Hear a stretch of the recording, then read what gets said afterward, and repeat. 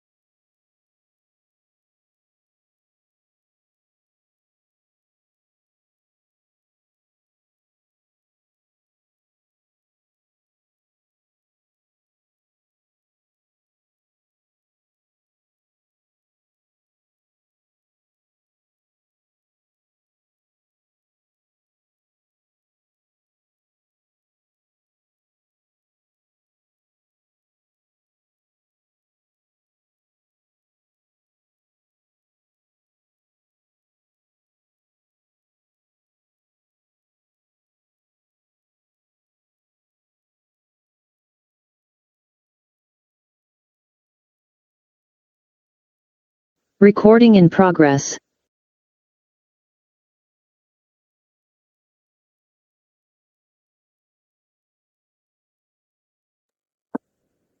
We're unmuted. Great. Good morning, everybody. I'm just going to do a quick sound check. Director Newell, Director Fike, can you hear us okay? Director Davidoff, good morning. Good morning. Director Graham, thumbs up. Great. All right. Welcome, everybody, to our January board meeting. Happy 2025. It's January, right? Yes. Hope everybody had a great holiday season. So I will start by acknowledging and respecting the traditional lands of the Indigenous people within whose lands we are meeting today. And I'll call for adoption of the agenda with the inclusion in our agenda. Director Main, pop off, further discussion, additions. Looking online, you're on the chat. Thank you very much. All those in favor? Anybody opposed? Thank you. And the minutes. For December minutes, thank you, Popoff, Jackman. Any corrections? Seeing none, all those in favor? Opposed? Carried. Okay, so we have two delegations today. We have 15 minutes per delegation, 10 minutes for the presentation, 5 minutes for questions. Public time for those that are here that want to ask us questions will be at 11:45, and that'll be a 15-minute slot as well. So I'm going to invite Greg, Theron, and Andrew is online. Let's just check your sound, Andrew. Can you unmute, maybe turn on your camera? There you are. Hello. Hi there. Can you hear me? I can hear you. Great. If you can stay muted until you're ready to speak, that's helpful. Great. Thank you. Floor is yours. Okay, let's just see if this remote works. Yeah. One sec here. Okay, now try. Yes. Yes, look, it's Awesome. Okay. Well, thanks very much for having us here today. We're here to talk about Sue Big Oil, which is a main BC campaign towards a climate cost recovery class action lawsuit. And we're hoping that not today, but soon, the RDCK will become the 10th local government in BC to join the campaign. My name is Greg Amos. I'm the lead organizer for the West Kootenay chapter of Sue Big Oil. I live, work, and play in Nelson. I work as a data analyst, and I'm not a professional activist, but I'm here because this is important. I'll let Theron introduce herself in a second, but first I'll just introduce, joining us online is Andrew Gage from West Coast Environmental Law. Andrew is a lawyer and project lead with the WCEL's climate change program. And also with us today are several area residents in the room who are involved in this campaign. I'm just hoping that those who are here to support us can raise a hand or hold up a sign. Just, you're getting a little support in the room today. Thank you very much. And yeah, just checking in today, we're January 16th, 2025. We're in a current atmospheric CO2 concentration of 423 parts per million, up 25% since I was born, and well past what's considered to be a safe level of 350 ppm. What do you think there? My name is Theron Raintree. I've met many of you, but not everyone. I'm a local lawyer. I live in the Slocan Valley. I am also not a professional activist, but believe that this is a very important step for us to take as a regional district. And on the parts per million, I was just looking into it. When George Mercer Dawson came through and mapped the Valhallas and the whole area, that was about 150 years ago, and parts per million of atmospheric carbon dioxide were 290 parts per million 150 years ago. 100 years ago, in the 1920s, when the Sons of Freedom, the Duke Wars, when they were active building up Crestova, parts per million were 305. So 290, 150 years ago, and 305, 100 years ago. Now we're up to 424. Just to give you some perspective, it's a 45% increase. Okay, we'll look at the next slide, please. Oh. Okay, so climate change costs faced by local governments. Climate change affects everything. It should be obvious to every one of us here in the room, from the impact on roads and infrastructure, wildfires, droughts, temperature extremes, fluctuations, warm and cold weather whiplash, like we saw here last December. And in the summer, heat, drought, increasingly dangerous fire seasons. In the winter, erratic snowfall that harms tourism. Way back in 2021, we had the heat dome that cost an estimated $17 billion in economic losses across the Cascadia region. and more than 600 people in BC died in extreme heat. And then later, in that same summer, Lytton burned to the ground. And then, of course, Jasper last summer, and now parts of LA are on fire. A decade ago, Fort McMurray. The atmospheric river, also part of the disastrous 2021 season, led to catastrophic flooding, highways and rail washed away. But let's go back to wildfires for a moment. In the summer of 2023, that was the most destructive and costly wildfire season ever recorded. 3 times more hectares of forest were burned than the previous worst year on record. That was unprecedented destruction in BC and across Canada. And then, of course, last summer, it hit close to home here because we had 51 wildfire evacuations in BC, including western communities such as the Spokane Valley in Argenta. And I think there we're getting into the more local picture here. Sorry, before we move on, I just wanted to point out the small graph you see at the bottom of the slide that's a look at the Canadian temperature anomalies for the past 150 years. So it's generally considered to be from the Industrial Revolution until now. And as you can see, some years are on a scale sort of from 0 to +2 or -2. Some years are above, some years are below. But since about the 2000s began, we've been pretty much +1, +1.5 almost every year. So things are definitely ramping up in the next slide. Yeah, climate costs that Greg was talking about, just to review, we've got landslides, flooding, supply chain disruptions, drought, farming impacts, smoke season now, wildfire season, the heat waves, all of these things do result in costs to the regional district. And we know there's not necessarily a set amount the province is going to pay and the regional district is going to pay. These things are in flux. It's a discussion and it's difficult, but there's a portion of that amount of climate costs that the regional district is expected to pay, and that's what we're here to talk about today. There's always going to be some portion of that cost that we will have to cover from our tax dollars at the regional district level. The chart on this page, you see the top one, very small lines, the bottom one, tall lines. The y-axis there is days per year, from 0 to 30 days per year. And the graph on the bottom, that's the past 5 years. The days per year that reached above 35 degrees Celsius. You can see, where did our graph go? You can see that it has greatly increased since 20 years ago.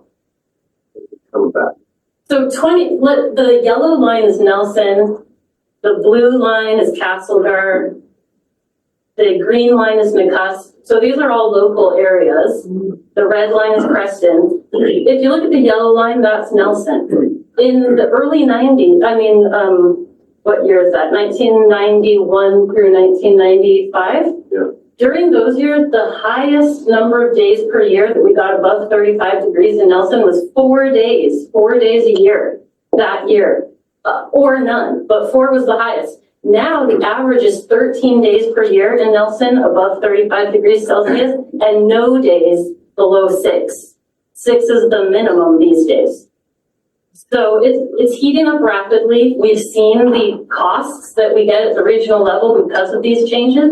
And what we're here today about is how are we going to cover those costs that the district is responsible for? Not that the province is responsible for, the costs the district is responsible for.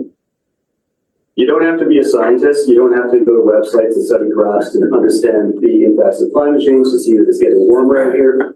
How many days this winter have you had to scrape your windshield? How many days have you had to shovel your driveway? Not very many. It's been warm.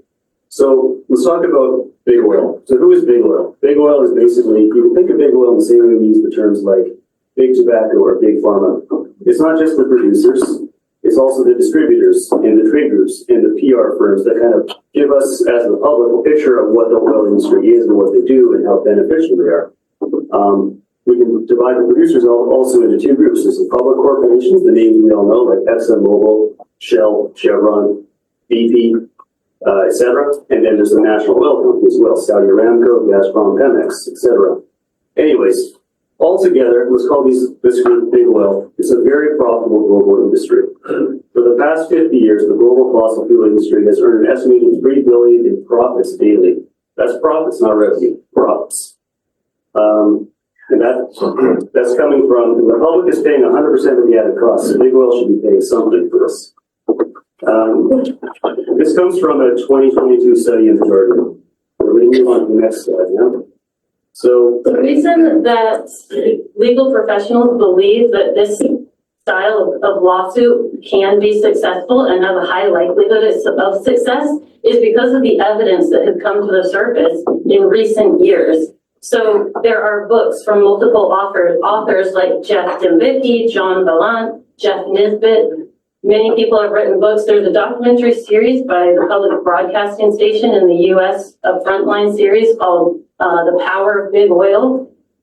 All of these media available resources document and highlight the evidence that exists, which is that this has been the greatest coordinated disinformation campaign globally in history. There is the documentary evidence to prove this in court. Like Google, back in the 70s, Exxon was a very popular company to work for. All the best graduates, they wanted a job with Exxon. Exxon was funding really top of the line scientific studies, peer-reviewed research, and it was a wonderful place to work.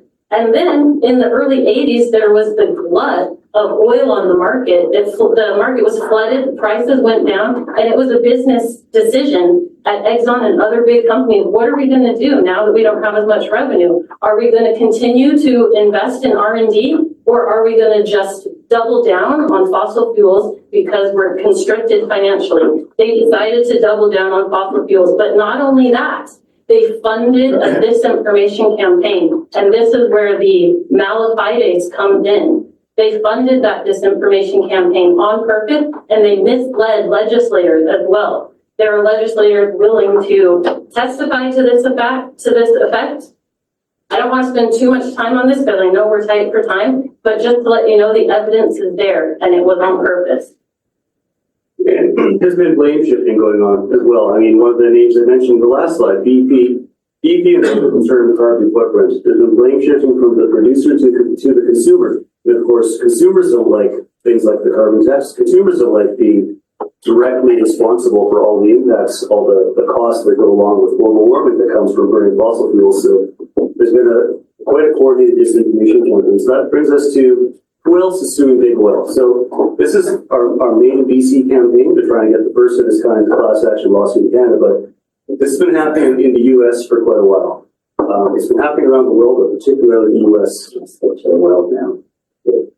So there's 9 states currently suing big oil corporations. The most recent one to launch their own climate litigation was the state of Maine in late November.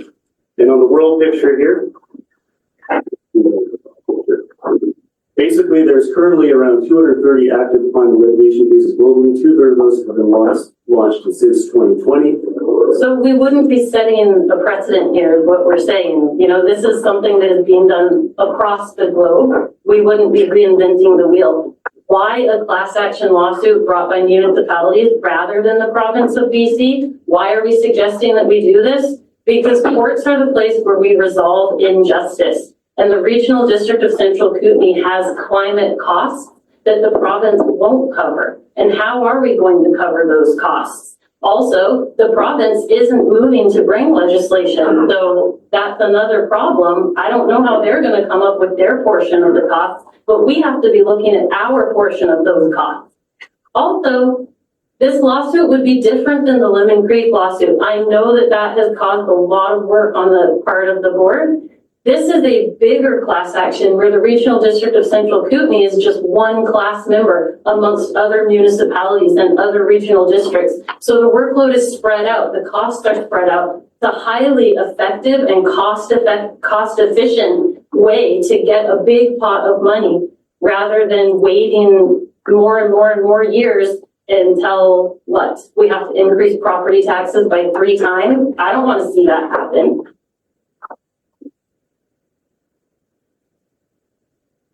Okay, so polluter superfunds. We're talking about polluter superfunds today because that particular phrase comes from when this board passed the climate plan back in April of 2024.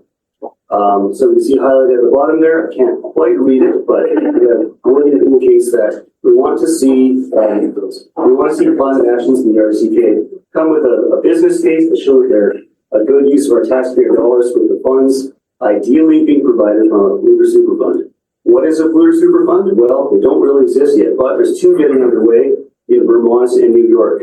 Vermont is working on the costs. They're using attribution science to try and determine the degree of how much emissions are caused. We should let last questions because we really don't have much time. Okay, whereas New York's polluter super fund is looking to raise $75 billion between 2020 and 2024.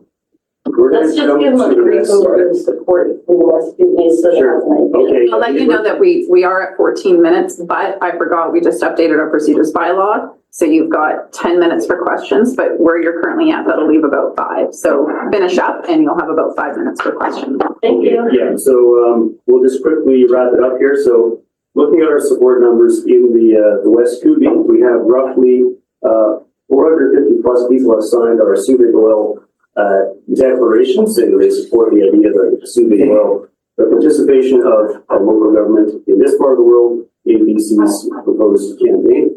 We have numbers from, there you have some numbers from our. Yeah, we have updated numbers. It's over 500 now. This was from last year, but yeah, we're over, getting to be more like 525 now in terms of people who have signed the declaration.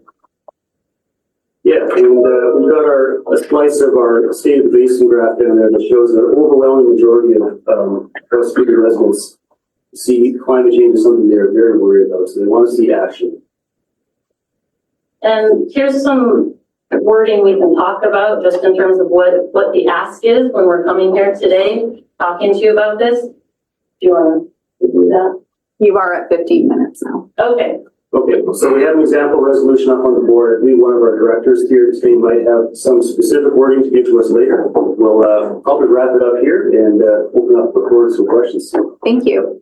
So friendly reminder to anybody online or in the public, questions at this time are only for directors. We'll have public time at 11:45 if you want to ask the board a question.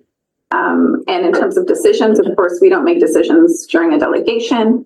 We might see some conversation later. We do know there's a motion coming for next month. So just on procedure for the board. Can you check chat? Right now I've got Director DeBoon. Go ahead. Okay, I agree with what you're telling us, and I don't question the evidence because my career is in ministry of environment, so I'm in support of that. The only concern I have is how can we assure people that the cost of this big oil doesn't trickle back down to the consumer? So they pay billions of dollars to repair damages.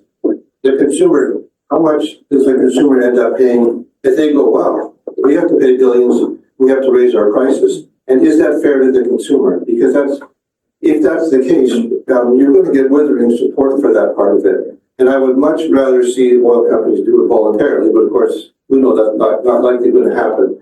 But I think that's a major concern people have is, are we going to end up paying for that out of our own pockets? Because we all still use their products and everything inside. So if you could answer that, I'd appreciate it. So take it back. Yeah. So costs, yes.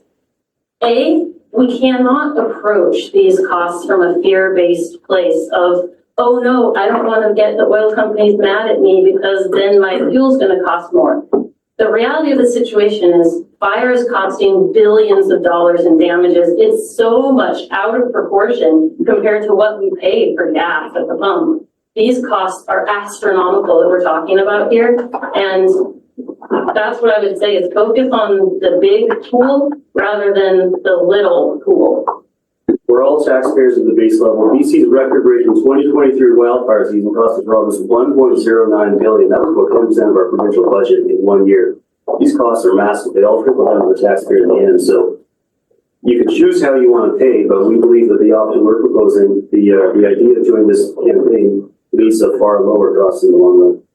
If I can add to that, I mean, as Greg says, taxpayers are going to pay one way or another, and this is the way that actually begins to have the true costs of these products reflected in their costs, and therefore allows equal basis, etc. But more to I think a more imminent sort of thing to emphasize, I guess, is the fact these lawsuits are going ahead elsewhere. These global companies are being sued for their global costs. The costs of climate change are going to start being reflected in the cost of fuel one way or another. And if BC communities sit back and go, oh, we're not going to do this because we don't want to raise the cost of fuel, that's going to happen either way. So we need to be actually proactively trying to recover some of those costs because California is doing that, and Chicago's doing that, and all of these communities and states are doing that. That's being fought aggressively by the oil and gas company because they know it goes to their profits. It's also not a foregone conclusion that they will just pass the cost of taxpayers on the cost on to consumers rather. Currently they're having a huge windfall as a result of the war in Ukraine, and they've just pocketed those profits. So depending on the market conditions, they may have space to actually absorb some of the costs without passing it on to consumers. But at the end of the day, this is happening elsewhere, and if BC communities don't join, those costs will still go up because the governments around the world cannot afford not to actually be seeking to recover these costs. Thank you. So we only have 2 minutes left and 4 speakers. So I'm just going to ask everybody to be as concise as possible so all those speakers can ask their questions. Director Maine Davidoff, and then myself. Thank you very much. I have one comment and one very simple question. My comment is you also need to be advocating to the federal government to apply the polluter pay principle, which would have much more leverage than the individual lawsuits, or they would be partnered. And secondly, can you provide us with a list of the local governments in BC who have already signed up? Yeah, we have a slide in there. I'm not sure we can go back to the slide, but essentially off the top of my head here. And they have all the slides in the materials. So if you wanted us to provide a list, we do have a list already in the materials. It's one of the slides. What number slide is that? It's slide 11. There's 9 local governments, the largest of which is Blue Beach. We have Yes, So it's slide 11 if anyone wants to look that up. Okay. Thank you. On the polluter pays principle on the federal government, or for that matter, the provincial government applying it, the fact is the polluter pays principle has a long tradition in the common law. That's what this lawsuit is based on. And the federal government, in terms of new legislation or new policy, would only be targeting Canadian companies because that's what they regulate. Lawsuits can go after global companies because they cause harm in Canada. So they both are important tools, but the federal government's role is not larger than what we can accomplish through the class action lawsuit. Thank you. Director Davidoff, go ahead. Yes, thank you, Chair, and thank you for the delegation. I'm a teacher, and we're dealing with children choking on smoke during wildfires. How is that any different from children choking on secondary smoke? And people have sued Big Tobacco successfully. And the key thing is that I'm a little emotional about this because when you're in a classroom and kids can't go outside and kids keep choking and can't do anything, it's time to stop that. And that is directly caused by super polluters. And the only way to get back at them is through a lawsuit. So could this delegation please send us information on how we were successful in getting Big Tobacco to pay? And it took decades, but they're paying for the damage they've caused, both for primary smokers and for secondhand smoke damage. So to me, that's what resonates, is when my granddaughter can't go outside because of smoke caused by these super polluters, it's time to stop it. Thank you, Chair. Thank you, Director Davidoff. Do you want to respond or just send us some info if you have it? Director Davidoff, your points are completely accurate. And in fact, it's many of the same people involved in Big Tobacco lies to the public that are involved in Big Oil's lies to the public. For example, the Koch brothers. They're invested in the oil industry by having transportation pipelines and refineries. So even though we don't hear about them a lot, they're heavily invested in the oil industry. They made a partnership with RJR Phillips and RJR Reynolds and Philip Morris, the two big tobacco companies. They got together with the Koch brothers back in the 80s to develop a lobbying group, Citizens for Environmental Responsibility. What is that called? Something like that. No, Citizens for Environmental something, CES or CER. And that lobbying group has had billions of dollars funneled into it over the decades in order to build up grassroots movements, which are not actually grassroots, they're astroturf movements that are funded by these billionaires in order to encourage people to believe we don't want these taxes on the big companies because we don't like taxes. So yes, Director Davidoff, it's definitely connected and the evidence is there. It's documented in the archives of the companies. And if you look at the resources, like the books that we referred to, the PBS documentary also gives you highlights of where you can find that information. So it's definitely something that is what has happened over the past 50 years. Yeah, there's absolutely a playbook and a legal model to follow here in pursuing big oil in legal actions. And I might add, just to follow up on Director Daboon's question from earlier, that You are quite over time, but just if you could be quick, that would be great. We have another delegation waiting, so I do have to respect there your are time. currently 70 state, county, and local governments in the United States engaged in climate losses, not all are class action. That means that nearly 1/4 of the U.S. population lives in a jurisdiction that's pursuing climate litigation. Thank you. I am sorry to cut you guys off. This is a very important, big conversation. Talk for hours. Honestly, I really appreciate your time. Again, for those in the public or in the gallery, you're welcome to stay at 11:45. We'll have 15 minutes open for questions from the public. But at this time, we do need to move to our next delegation. Thank you so much for coming. Thank you, everybody, for listening. Thank you. Thank you. And if anyone has further questions, please reach out. And Jamie, thank you so much. Just give us one moment while folks move around in the room. Sorry to keep you waiting. Thank you for your patience.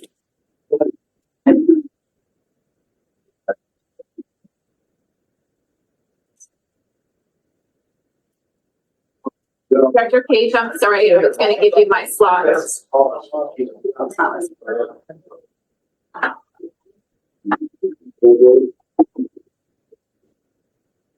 Okay, Jamie, good morning and welcome from Selkirk College. Are you going to be sharing your presentation from your side? Sure, I can absolutely do. Okay. Get it going here. Sorry, 1 second, Jamie, what was that, Anne? Oh, We have a person that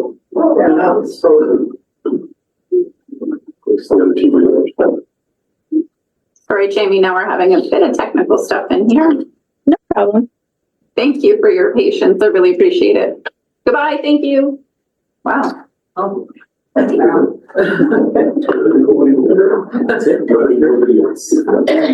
Do we want to get that screen working or?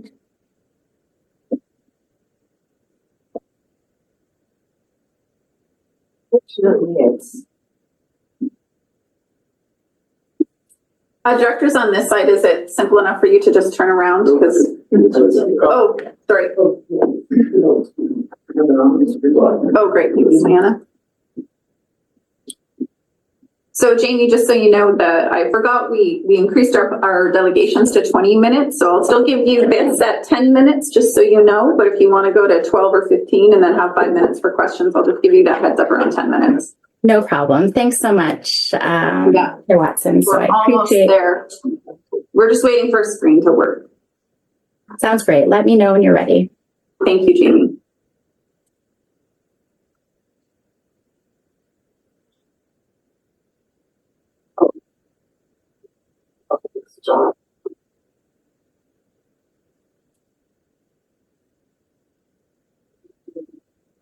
Sharon? I assume most of us have it on our own computers, and so whether it's up there or not, if we have access to it here, I think we can proceed. Yeah, got it. Yeah, we're good. Okay, thanks. Right there. Okay, Jamie, thank you. We're all good to roll. Go ahead and welcome. Fantastic. Well, first off, thank you so much for inviting me to tell you about this proposed project. And with that, it will be an opportunity to give you an update on the current project that this is building off of as well. So the opportunity that why I reached out to the regional district is we are going to apply, or we are in the process of applying for the Social Science and Humanities Council of Canada Community and College Social Innovation Fund. So this is the same fund where we have our current project funded out of. And what's great about these types of funds is that it's new money. It's not taking away or competing with anything else happening in the region. So it's bringing in additional resources to support work. And so this project builds off of the relationships, the momentum, and the learning from our current regional project that ends this year. And that project is the Bridging Rural Homelessness and Wellbeing Project, a sustainable and collaborative regional response, where we had over 30 community partners, and the RDCK did sign on as a partner in the proposal stage and has participated as much as able to over the project. But we've always stayed in communication. And so this Stories to Solution project that I'm sharing today is going to be a new 3-year project that's using an innovative methodology that allows us to continue addressing the needs of the region and continue collaborating around rural homelessness response. The key here is, as well as with this, with our funding, is it needs to be a new project. So taking what we learned, wrapping it into a new project to continue good work together. So in order for us to understand kind of the new project, I want to just step back and talk about the current project, the Bridging Rural Homelessness and Wellbeing Project. So for this project, our goal or our direction of travel was to improve the well-being of those experiencing homelessness. That messy picture on the side with all the arrows there, that really shows what we're up against. As you know, addressing homelessness is very complex. The causes of homelessness are complex. The solutions are really hard because there's so many interlocking pieces, so many different perspectives. You can try something and it may or may not work or has an intended or unintended consequence otherwise. So we're working in the complexity space. And that has really helped shape the angle of the project, realizing that we need diverse folks at the table and we need to just keep trying things and bringing folks together as well as research.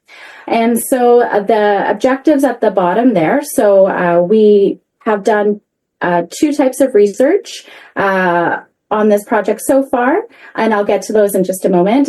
But the objective is to build and strengthen relationships, knowing that we need to work together across communities, across organizations, especially as our unhoused members move a lot between communities as well.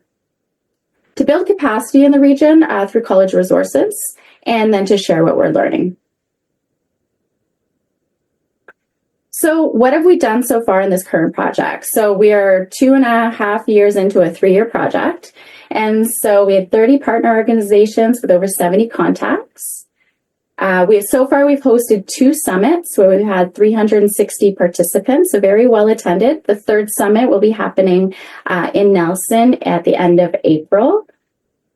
We've had 2 summers so far with student outreach, where students have gone around supporting folks in the summer months. And we will have one last summer with outreach this year. We've done 2 research projects to support decision making. So one is published. That was from summer 2023, and that is where we got insights from service providers and service users around rural homelessness response. And then the other one is getting close to being published, and that's where we did the Community Perceptions of Homelessness survey last summer and early fall. And we had over 800 responses and over 3,000, almost 4,000 qualitative responses to our various questions. So a wealth of information looking at community perceptions that will really support decision making. So that's in progress and will be released soon. We've had over 20 students engaged in the project, over 70 people with lived and living experience engaged.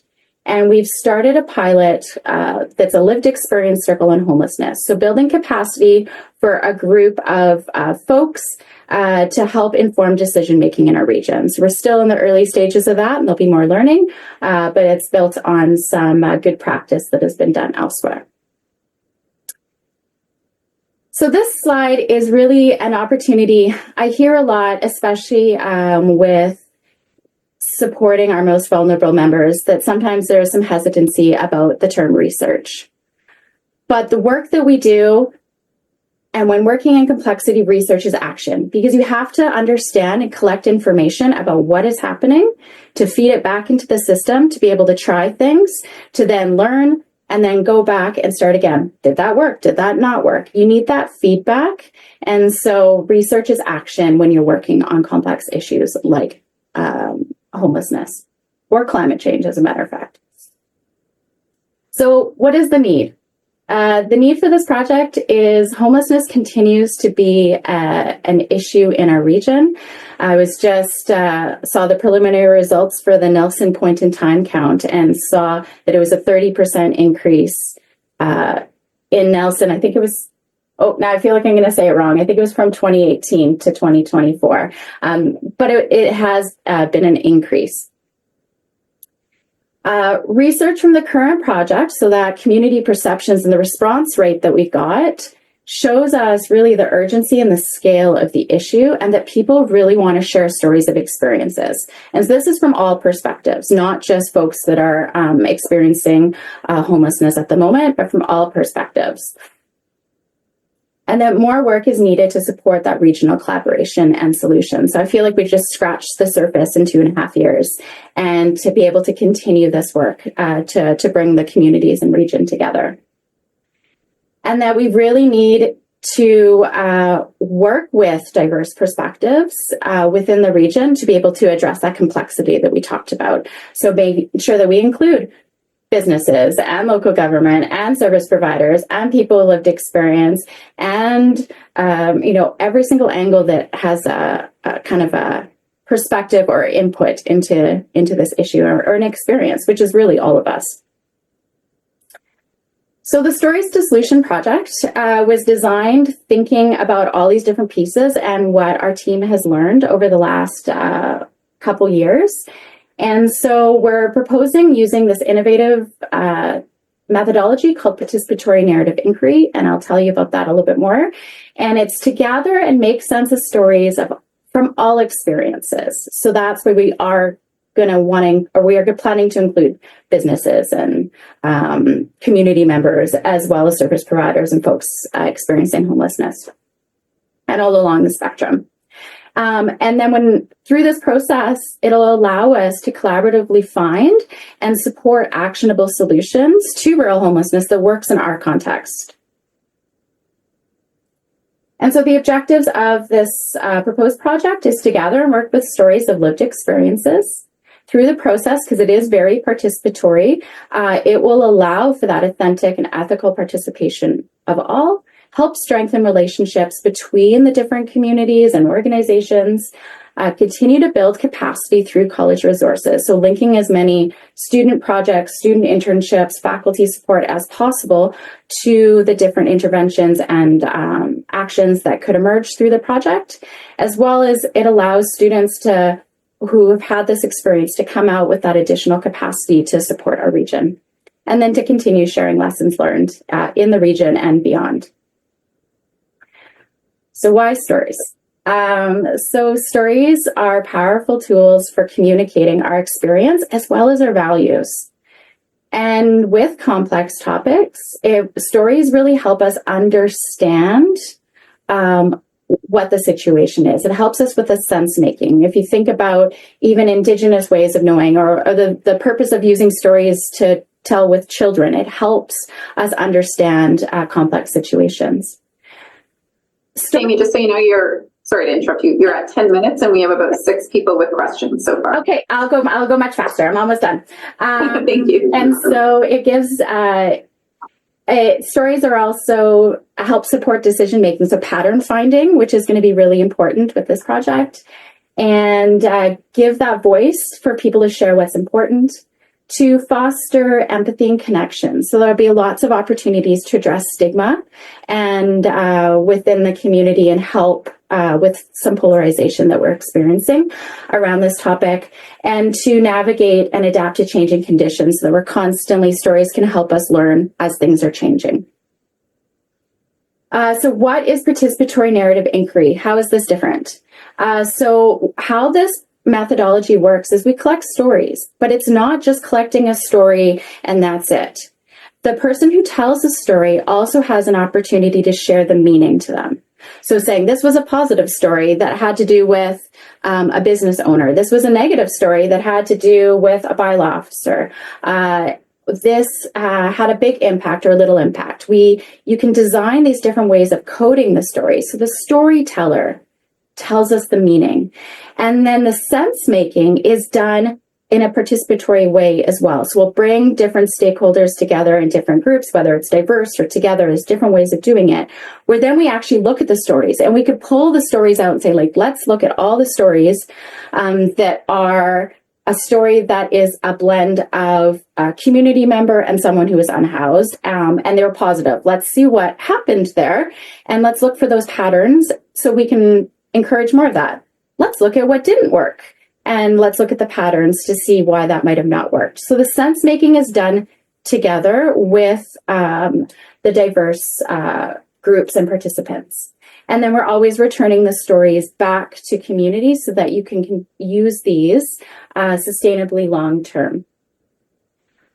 There's a couple other pieces of it. I won't stay too long, but I just wanted to point out that there is also, through this, it allows us to have those interventions and actions are more easily found.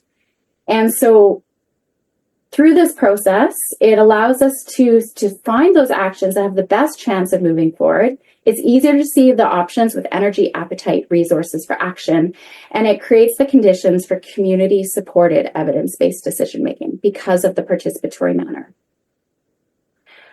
So the partnership asks that I have to all our partners is a participation partners, very similar to what we have in this current project, up to approximately 5 days a year. It's staying informed on the project. It's attending events as you have capacity to do so.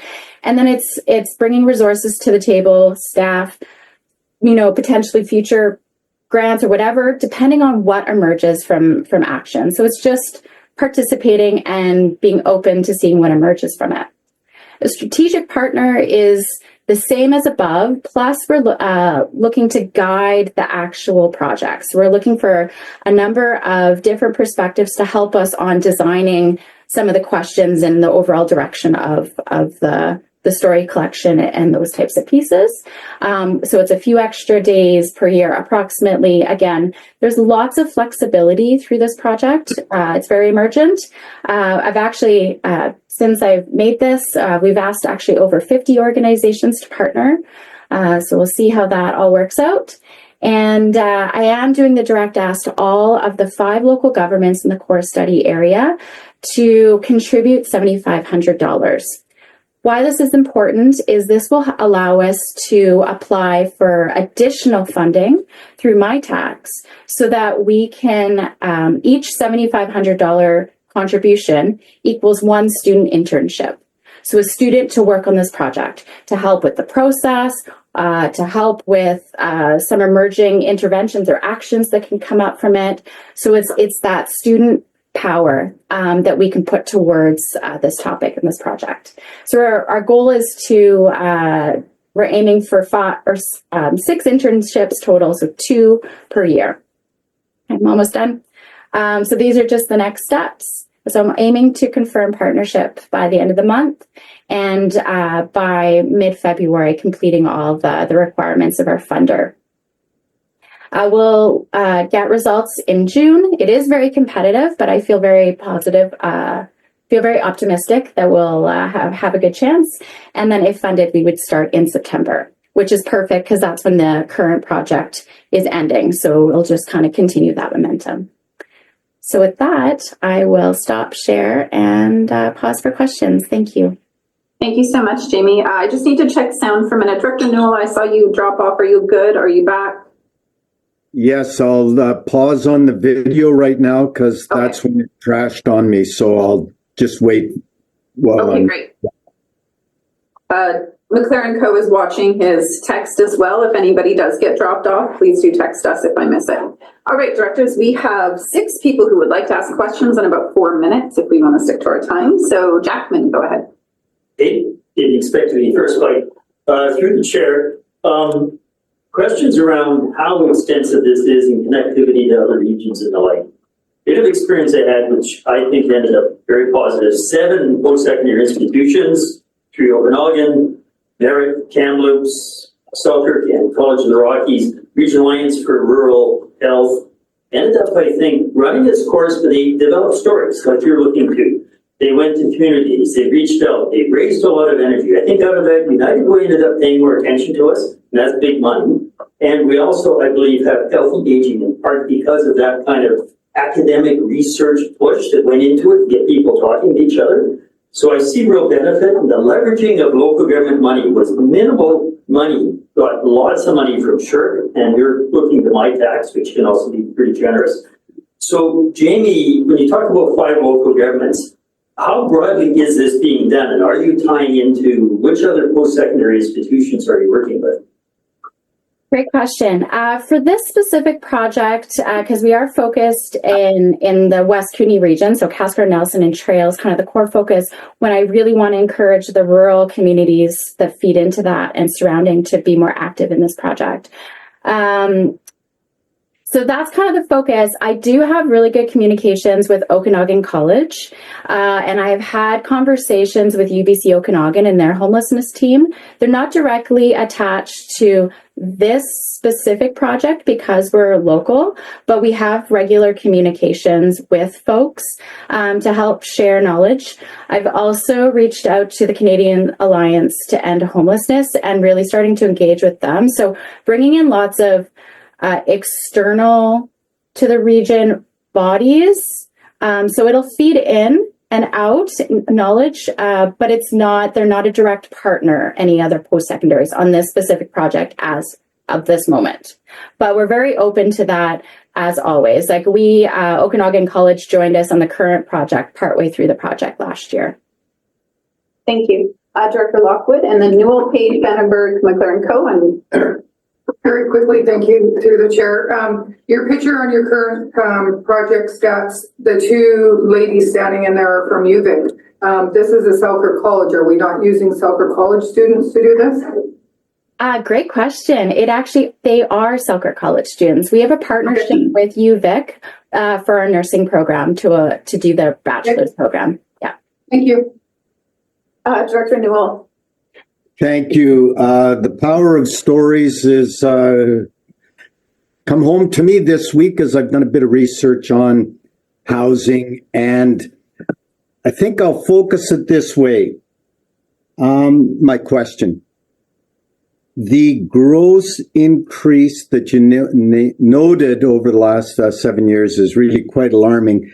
I wonder if you have statistics or perception on the growth in demographics, and I'm very specific because I am a senior, the growth in seniors' homelessness. If I had more time, I'd share a story that happened last week of a 68-year-old losing his house due to a fire and being in a shelter. But I'll just leave it at that for now. Thanks for that question, Director Newell. The point in time count for Nelson, once it's published and released, and that's another group that organized that, I think will have some great information on it. I don't have it in front of me. I know when we've engaged with folks that are unhoused, we do collect some age demographics as well. I just don't have it in front of me right now. It's definitely a piece of it. And what's interesting, which is the nature of the topic, because it's so complex, is there's a whole spectrum of houselessness. There's folks that are chronically unhoused that we see on our streets, but there's provisionally accommodated. They're couch surfing. They're in between places. And so it's really, there's so many different ways you could look at it to grab that information. It does exist in some capacities, and maybe those are opportunities for us to dig in that more and look at stories from folks that are seniors and see what's different for them versus different age brackets. So we have opportunities to explore those types of questions. Great, thank you very much. Thank you, Director Page. Go ahead. I'm just going to provide a note for looking into later and then ask the question here. I on the point in time, I've received concern just as we have brought more facilities online because it's capturing housing need.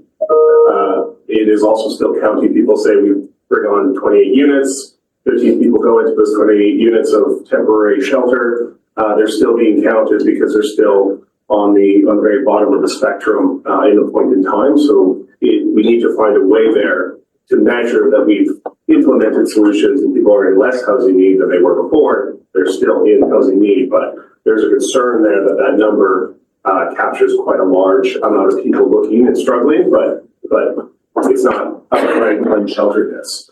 So it's hard to implement solutions and then not see that number react from a decision-making perspective.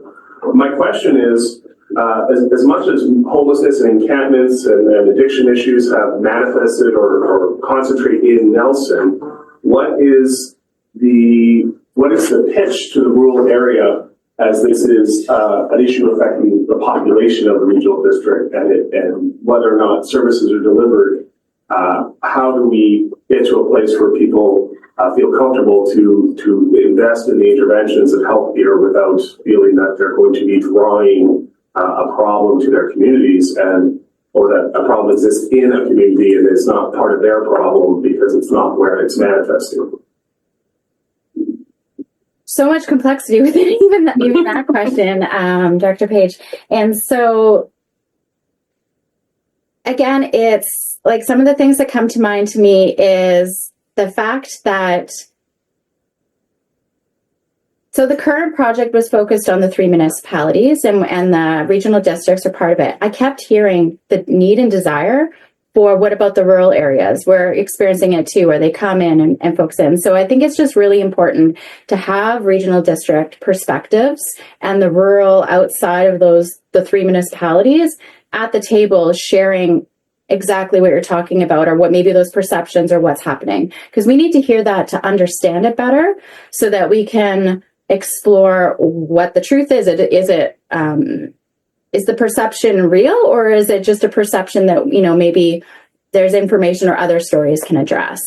And it was interesting because just at the recent ENCO meeting that I was participating in, I got to hear this really cool exchange that happened where there was some stories told that help address kind of what you're talking about, where there was a perception about service, a way that services are, and then a story was told about a person's individual experience, and that really quickly settled the tone of that perception that had happened. It was like, oh, okay, that's not there. And so that's what this project is about, surfacing those stories and providing that information to both help identify what's important to regional districts and the rural areas and learn what's going on. And so we can that's part of the design piece, is deciding what are we looking at with the stories? What are we allowing folks to, or not allowing, what's the coding that folks are going to tell when they're telling the stories so that we can look at all these different angles as to what's important to help support decision making. So I was kind of a non-answer, but I think it touches on some of those pieces because it is complex. Thank you. Director Vandenberg. Great, thank you through the chair, and thank you, Jamie. My question is, and I do have a couple, but I'm going to get to just the one. Are you monitoring actions in assisting mental health and homelessness in other jurisdictions like Alberta's program? Yeah, we're always looking for information to be fed in, and have folks that bring it in. For this project, it's about hearing the stories. Like the proposed project is about hearing what's happening here. But then the opportunity is if mental health is the big thing, then we can turn that into, try to encourage a student project to explore it or feed information in. If there's a gap, we can identify that and bring it in. And so, yes, we're always open to learning all the different information, and that's part of having these partnerships with the Canadian Alliance to End Homelessness and participating in a lot of these other organizations so that we can continuously learn at these good practices that are happening elsewhere that we could potentially scale across here. Thank you, Jamie. So we are at time now. I really appreciate your presentation. We do have your correspondence under 4.2, so a director might pull it and discuss it again then, and perhaps make a decision or not. We'll see. You're welcome to stay. Thank you so much. It's always good to see you, Jamie. Thank you so much for your time and all your questions. And thank you for your work. Sorry, I meant to mention that too. No problem. Thank you.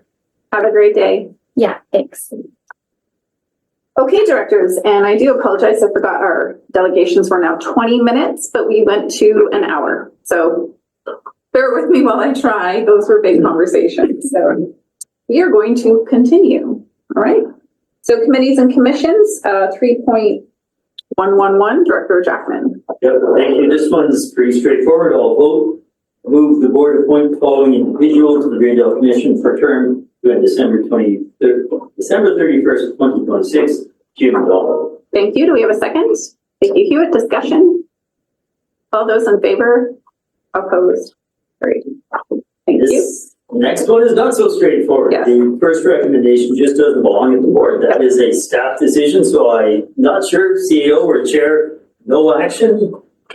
No action. The chair moved on to the second recommendation. First and second recommendation, I do move that the board appoint the following individual to the Greendale Commission, term end December 31st, 2026, Susan Downing.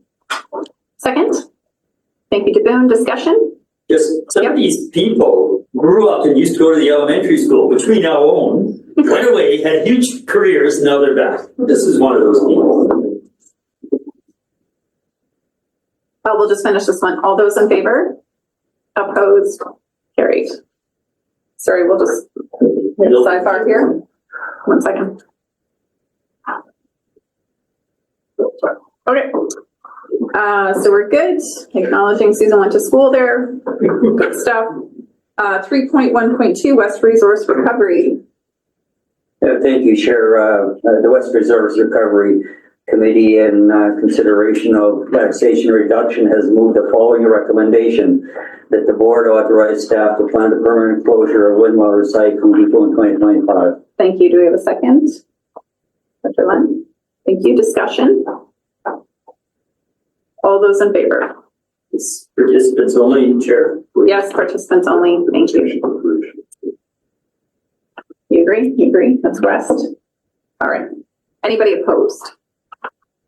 Okay, thanks.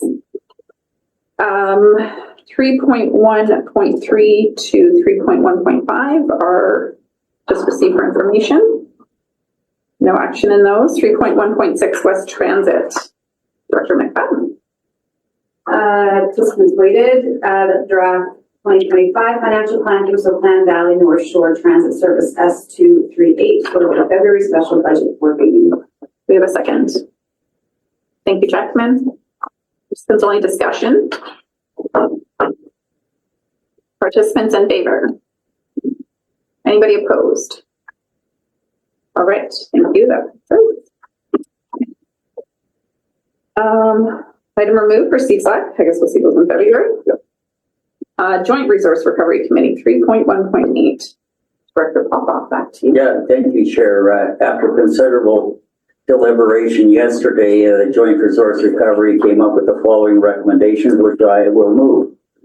The first recommendation is that the Resource Recovery Facilities Regulatory Bylaw number 2961/2025 be read a first, second, and third time by content to repeal and replace Resource Recovery Facilities Regulatory Bylaw number 2905/2023. Second, Jackman, thank you. Discussion? All those in favor? Opposed? Carried? Third option. Yeah. Go ahead. And the second recommendation, I believe all of these are all voted except the last one, which is all vote. Waited. So the second one is that the Resource Recovery Facilities Regulatory Bylaw number 2961/2025 be adopted and the chair and corporate officer be authorized to sign the same. Second. Thank you, Maine. All those in favor? Opposed?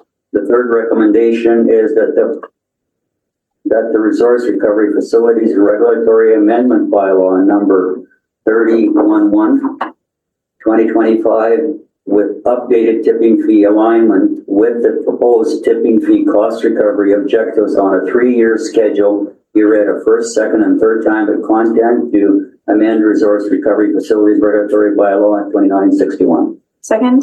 Thank you, Jackman. Discussion? All those in favor? Opposed? Carried. Director Fike, if you could please use the chat. I won't see yours. I've got like 30 screens up. So you. I'm sorry. Could I have my no vote recorded, please? Thank you. Yes. Opposed for Fike. Number 4. Or number 3. Number 3, sorry. Yeah. And sorry, 1 second. I'm just going to note that. Opposed Fike. Thank you. Okay, recommendation number 4, all vote that the Resource Recovery Facilities Regulatory Amendment Bylaw number 3011-2025 with updated tipping fees aligned with the proposed tipping fee cost recovery objectives on a 3-year schedule be adopted, and that the chair and the corporate officer be authorized to sign the same. Thank you. Second. Thank you. All those in favor? And Director Fike, do you want to be opposed on adoption as well then? Yes, please. Thank you. Okay, thank you. And the 5th recommendation, all votes weighted, that the board approve the RDCK enter into a consulting services agreement with Massey Environmental Consultants for the Resource Recovery Environmental Monitoring Program for the period of January 31st, 2025 to March 31st, 2028, with the option for up to 2 one-year extensions. And further, that as part of the agreement, Massey Environmental Consultants will subcontract ALS Canada Limited to provide laboratory services for the duration of the consulting services agreement for the Resource Recovery Environmental Monitoring Program. And further, that the total cost for the 3-year contract period be paid from the following service. 186 East Resource Recovery, $139,000 and $139,365.50. S187 Central Resource Recovery Waste Service, not to exceed $212,880.71. The first one was not to exceed that amount also. So 188 West Resource Recovery Waste Service, not to exceed $95,956.27. A119 East Resource Recovery Compost Service, not to exceed $18,009.55. 120 Central and West Resource Recovery Compost Service, not to exceed $44,731.81. Thank you. That's good. We've all got the motion. Thank you. Do we have a second? Sure. Thank you. And discussion? From the room? All those in favor? Opposed? Carried. Thank you. I guess I owe you $2 for that phone ringing. It's fine this year. No, it's fine. Go ahead. It's all good. Keep going. Okay, recommendation number 6, all vote weighted. That the board approve the proposed subsidies and supports for the industrial, commercial, and institutional organic diversion pilot program within the city of Nelson, including a pilot reduction in commercial organic tipping fees from $96.75 per ton to $55 per ton. Provision of education and training support for participating businesses. Development of a communications program to promote and support the pilot. Rebates up to 2 organic waste carts for their first 25 participating businesses. And further, that $8,500 be included in the draft 2025 to 2029 financial plan for Service 187 Central Subregion Resource Recovery to fund portions of the communications program materials that were specific to the city of Nelson and rebates for the organic waste carts. And further, that $4,000 be included in the draft 2025 to 2029 financial plan for allocation service A102 resource recovery to fund portions of the communications program materials that are more general and can be utilized in future pilot programs. Thank you. Do we have a second? Thank you. I just wanted to clarify one thing on this one. We did talk to Matt yesterday regarding the program being within the city of Nelson, and he indicated it was not limited to the city of Nelson. It was within the areas around the area. So I'm just wondering if including within the city of Nelson, should be removed through to staff. Just one correction there. I did not read, it was on the other page, and other communities. Yeah, that's fine. So the motion's a bit contradictory to start it out as within the city of Nelson and in other communities. So can I propose a friendly amendment that within the city of Nelson is removed? Just to staff, if Uli is there, anyone, does anyone, 1 second, page.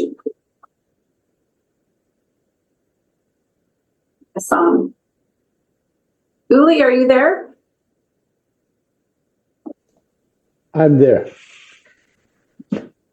So the request is to remove City of Nelson from the resolution. Just the first paragraph where it says within the city of Nelson, the motion ends with a contradictory note of other communities. Okay. Okay, I'm just going to see if I get a second on that amendment. Thank you, Maine. Paige, go ahead. Yeah, just because we had this conversation yesterday, I had heard that part of this is about trying to get a route going. So there's a geospatial component to this, is what I would have heard out of that.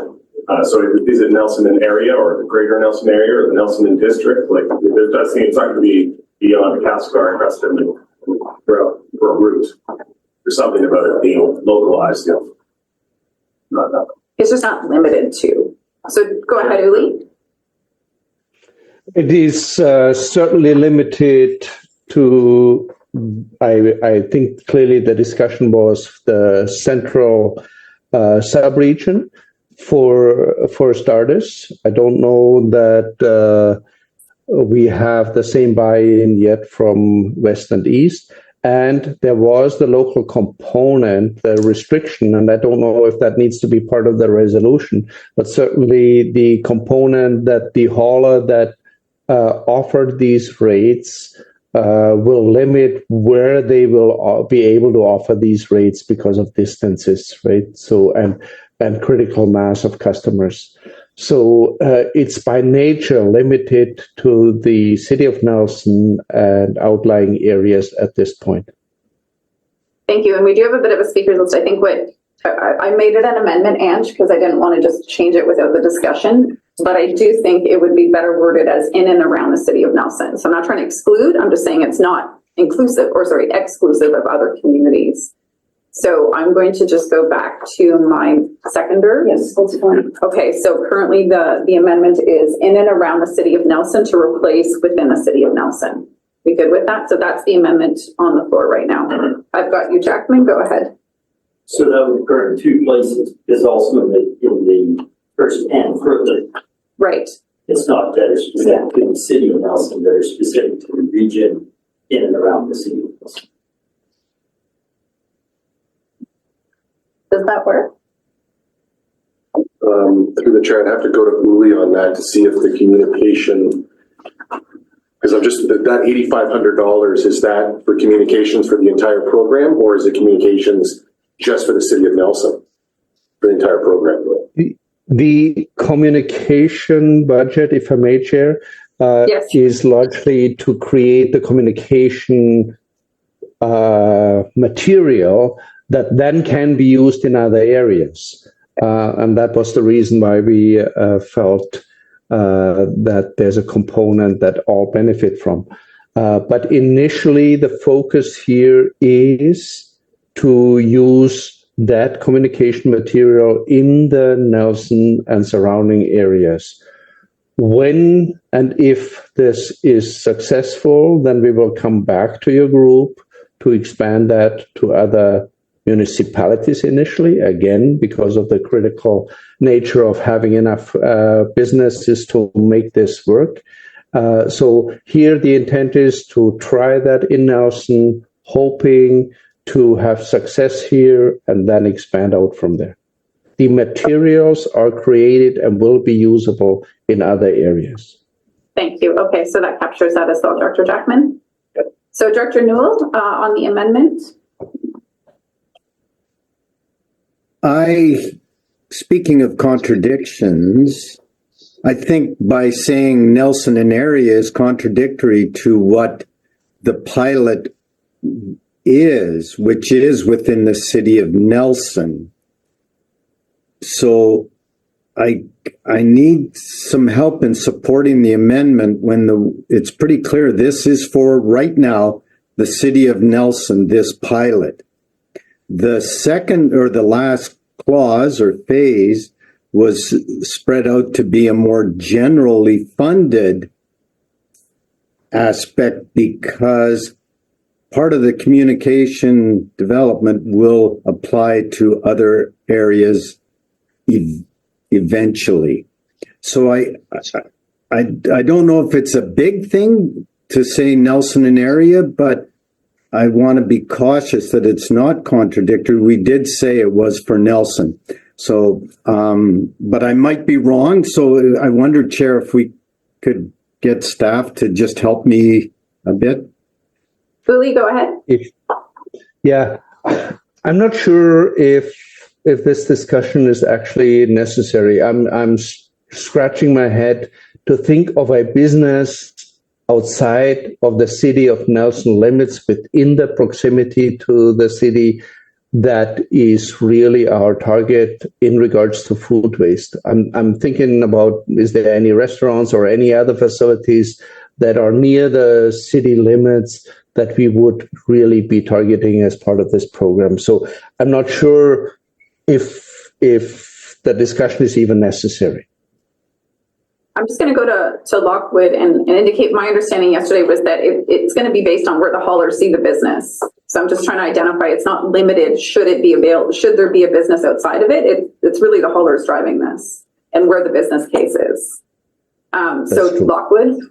Thank you. Through the chair to Uli, I maybe it's not in existence anymore, but there was a restaurant just on the other side of the bridge, the Orange Bridge, Bob, that is not in Nelson, is in? The other side of Bob is Nelson, yeah. Oh, the other side, oh, okay, so that's within Nelson, so. Thank you. Just, I think closing on the amendment, what I'm stating is we're not, Nelson's still in there. We're just not excluding that it's limited to the jurisdiction of Nelson, should it be available or a business within that tertiary area that it would work for. So that's the proposed amendment. Further discussion on the amendment. Papa. Yeah, I do have a question. Does that amendment also include the first and further, where it says specific to the city of Nelson? Yeah, we included, we made an adjustment. Thank you. Capturing that. Okay, all those in favor of the amendment? 1, 2, 3, 4, 5, 6, 7, 8, 9, 10, 11, 12, 13. Amendment passes. Anyone opposed? Okay, amendment passes. Motion as amended. All those in favor? Thank you. Anybody opposed? Sorry, pop off on that one yesterday. Don't forget you're opposed. Thank you. And you have one more motion. Go ahead. And moving right along, the seventh recommendation is that the board directs staff to investigate the feasibility of implementing an industrial, commercial, and institutional organics disposal ban, and to return to the committee in Q3 2025 with the framework for implementing a disposal ban for discussion. Thank you. Do we have a second? Thank you. Weatherhead, discussion. Cunningham, go ahead. Yes, thank you. I'm not opposed to the proposal, although it sounds like if you're supposed to investigate the feasibility, then suppose the feasibility says it's not a good idea, then why should the rest of the recommendation follow the line that we implement? In other words, if you're investigating feasibility, you're investigating feasibility. It may be yes or no, but it can't have to implement. Perhaps if we add the word if positive, we implement. Would that be a friendly amendment? I think it's inherent in, as you said, the feasibility, but if someone wants to do that, you're welcome to. I would suggest implement or not a disposal ban. Very simple. Okay. Who moved that? Oh, you moved it. Yes. Friendly amendment. Okay. So through the chair, so. After implement, just or not. Implementing or not. Yeah. Not the best grammar, but we get the point. Further discussion.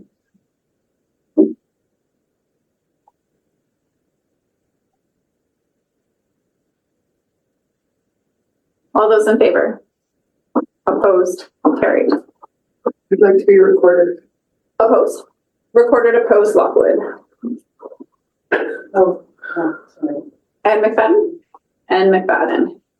I was on amendment, and I realized that you didn't have to. It was friendly, yeah. I know, I realized that after, so that's why. Sorry. Okay, so we have recorded opposed, Lockwood and McFadden on this motion. We're good. So we'll do the membership, and then we're going to take our morning break before we get into correspondence. Just thank you, Weatherhead, not McFadden. You are moving 3.2? Yes. Thank you. Do we have a second? Discussion? Thank you. All those in favor? Opposed? Carried? Okay, so we'll do our 10-minute morning break, and then we'll come back. So, you cool down there? So let me see. There you go.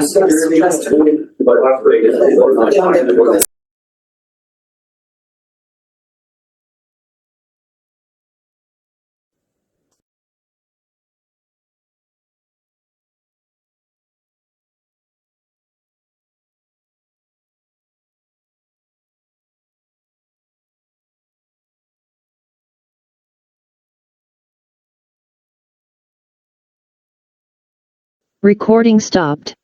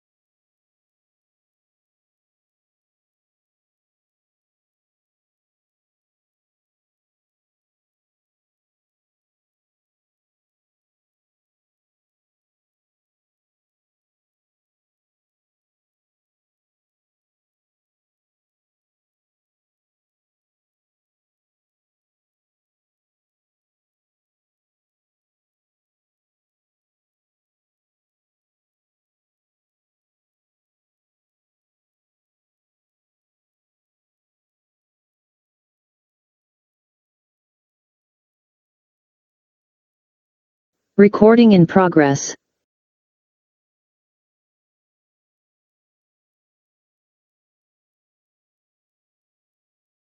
Paige Cunningham, we're started. Thank you. Main one. Thank you. Are we unmuted? Great. All right. Back at it. We have everybody. I see David off, Noel Fight, and Graham. Is Graham there? Okay, great. Oh, hi, Graham. There you go. Thank you. Okay, we're on correspondence. We have 4.1, 4.2, 4.3. Look through the chair, we need to address 3.2 membership. We did that. Oh, did we? Sorry, I missed that. Yeah, I'm sorry. Thank you for working on the wording on the previous one, which is probably why you missed that one.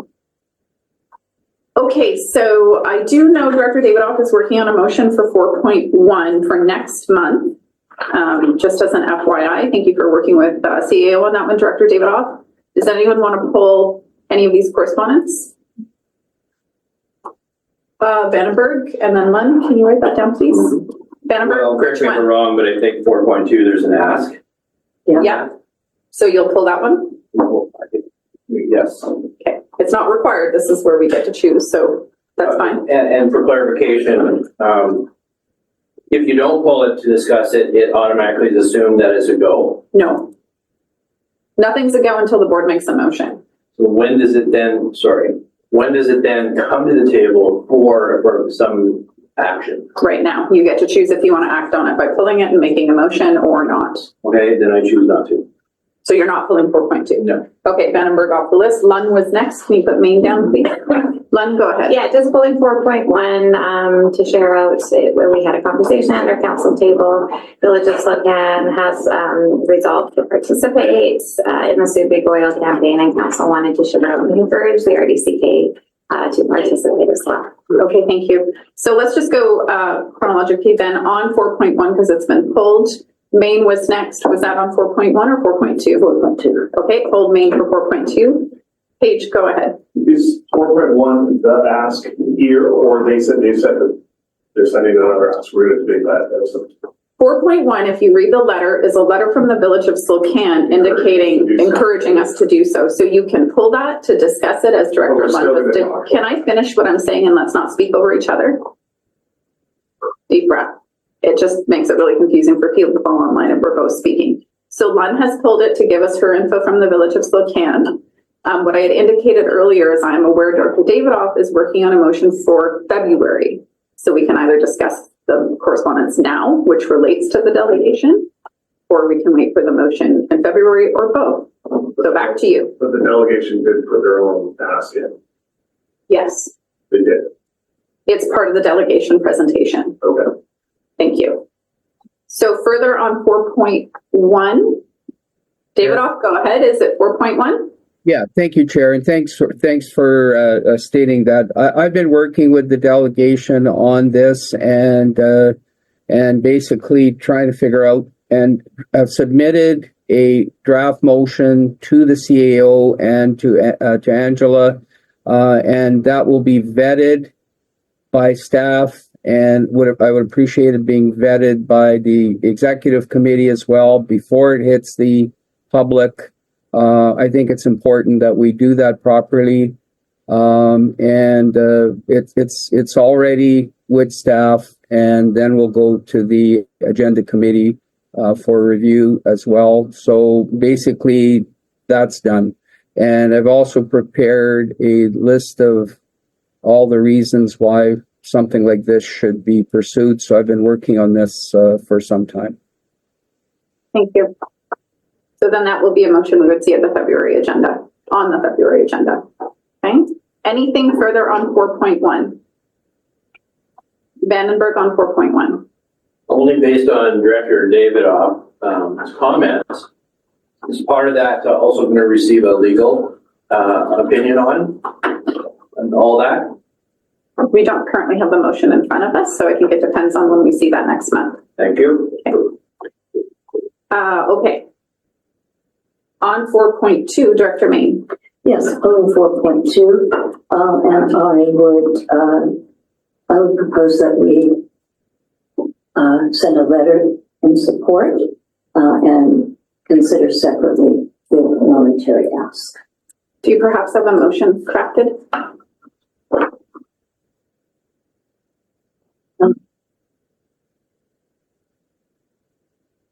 No, I don't, I would have to do it.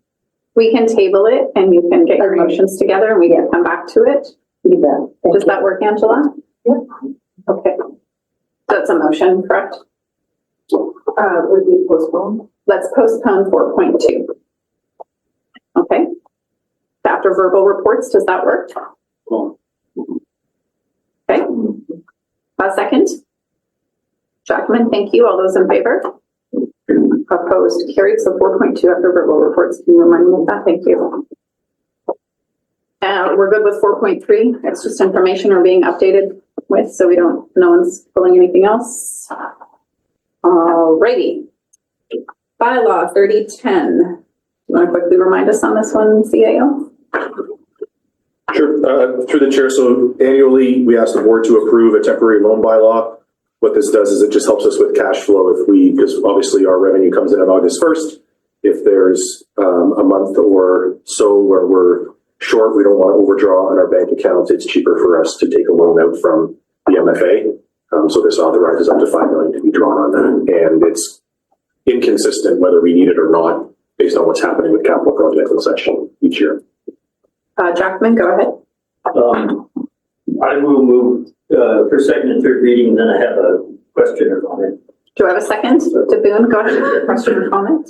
Yeah, it's just a little thing, and in the bylaw, it states it'll be signed by the chair and treasurer of the regional district, which I pointed out to Stuart. At some point, we need to fix that. I went back a couple of years just to see where it was then and couldn't find one of these, so I thought it's a little definition that either has to be added or we just change it to corporate officer, I guess. We don't need a motion to change that one, can we just get that tonight? Yeah. Okay, great, good catch. Further discussion? All those in favor? Opposed? Carried, and the motion for adoption? Chair, move adoption. Thank you, second. Thank you, Hewitt. All those in favor? Opposed? Carried. Okay, water service establishment and taxation amendments.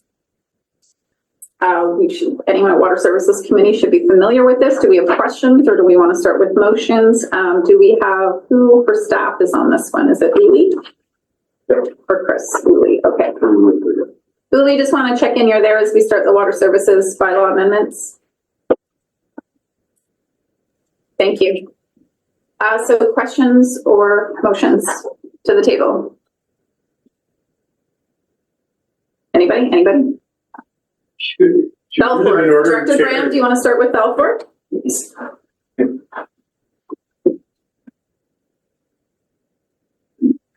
Sorry, I was having a little trouble with my audio there. I think I've got it back. We can hear you now. No problem. Okay, thank you.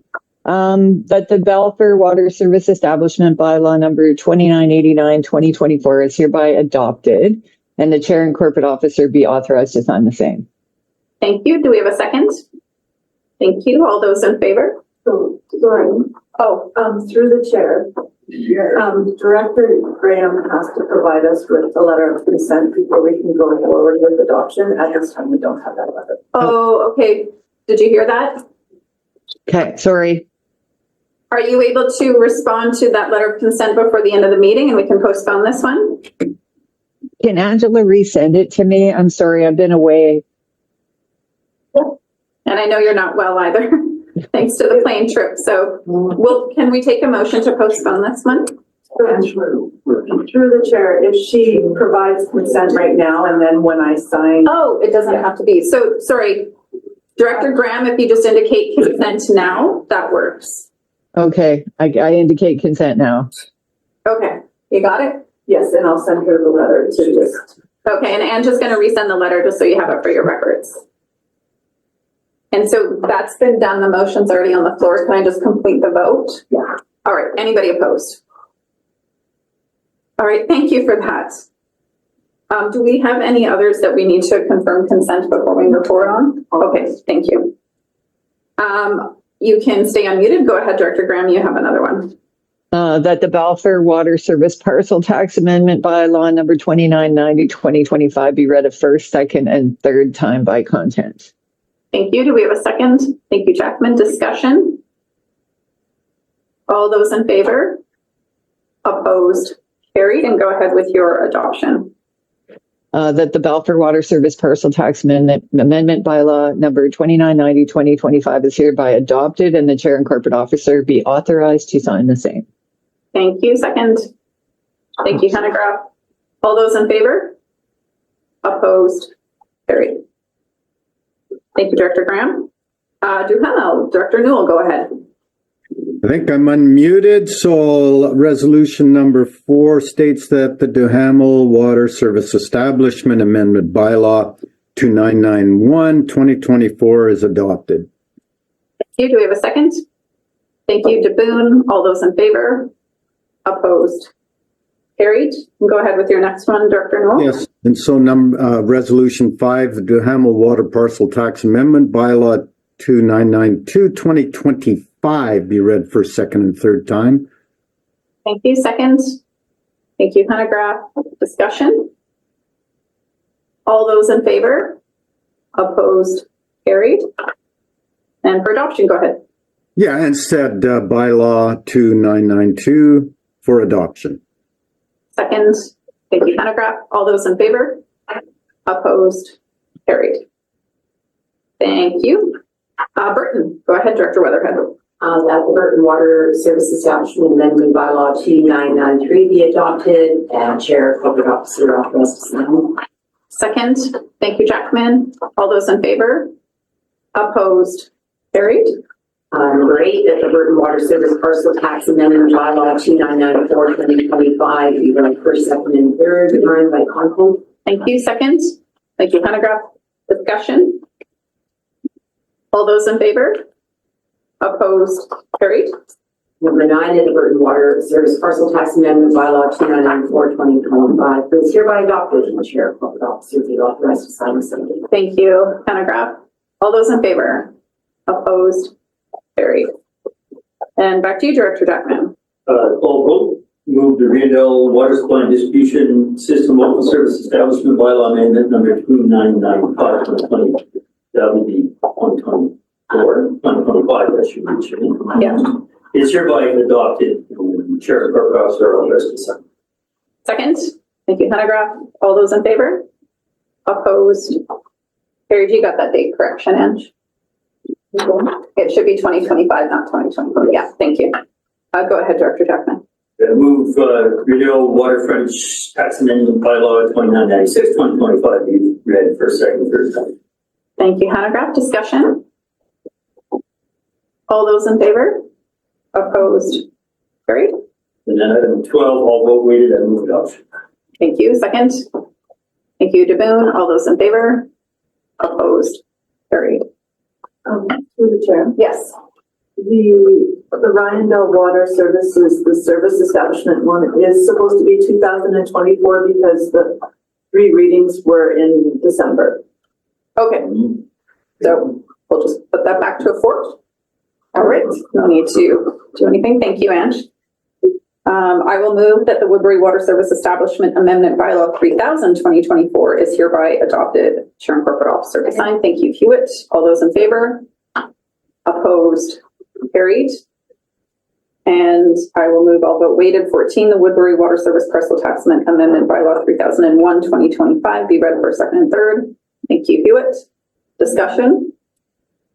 All those in favor? Opposed? Carried. And I'll move 15, the Woodbury Water Services Parcel Tax Amendment be adopted. Thank you, Hewitt. All those in favor? Opposed? Carried. And Senka. Move the Sanko Water Park Service Parcel Tax Amendment Bylaw number 2998, 25 be read first, second, third time by content. Second. Thank you, Hannah Graf. Discussion? All those in favor? Opposed? Carried. Move adoption on that item. Thank you. Second. Thank you, DeBoon. All those in favor? Opposed? Carried. Okay, Bylaw 2975. We can either take questions or move the motion. This is to formally establish the committee that manages the Conservation Service. We've been informally meeting since the Conservation Service started. Vandenberg, you have a question? Yes, I do. A little bit of clarity around, there's no background on this. And so just a reminder, what does the Conservation Society Funded Committee do and who does it pertain to? Staff for me.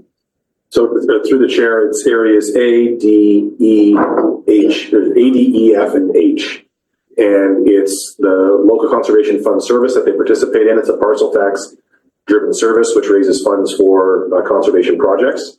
We have a consultant who does the vetting of the project applications every year. And then this committee meets to determine the funding of those projects. And it's been an informal process until now. So this formally establishes it as a committee of the board, which would then have open meetings and make recommendations to the board. Thank you. Thank you. So I move the recommendation.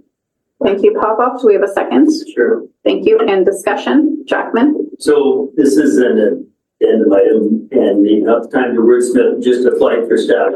Under item 4, it applies committee shall meet once a year, and it goes on to say complete review of proposed projects, but the committee shall meet once or more a year because there's another function. So there's some, you know, if you take that very literally and definitively, the committee does one thing once a year versus you go, oh, it's not quite. So hopefully, whether you do it by email or staff notes, it's now a little bit of cleanup required there before we get third reading and adoption. Thank you. Nelson, I did see you turn on your camera. Did you hear that from Director Jackman?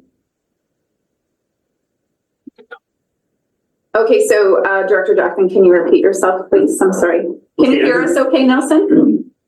I can see you speaking, but I don't hear you. Can you hear us? Hear you, yeah. Okay, your sound is not very good if you do need to speak.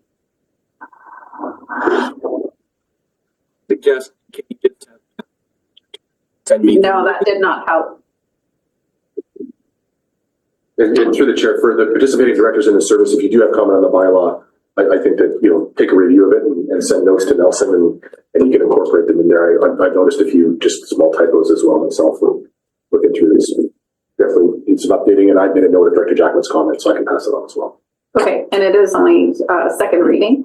Yeah. Go ahead, Jackman, and then I've got Graham. I got you, Graham. Thank you. To follow up for workflow, if I can say what I need to see now and not do emails later, I've got other stuff to do more on the next day, just to staff it. So when it states purpose and it's one thing in one meeting, that overrides the purpose is defined below. So 2 things, I want the purpose to be clarified and expanded, and the staff, make sure they have a little closer look like the rest of us have.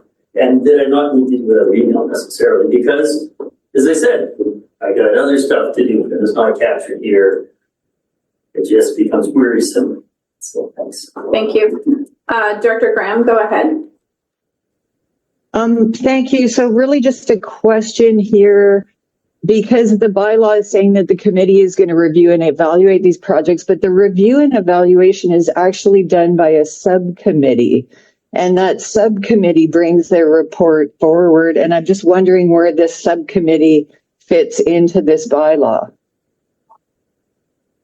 It's a good catch. The technical review committee, I think, should be referenced as they do the review based on technical review.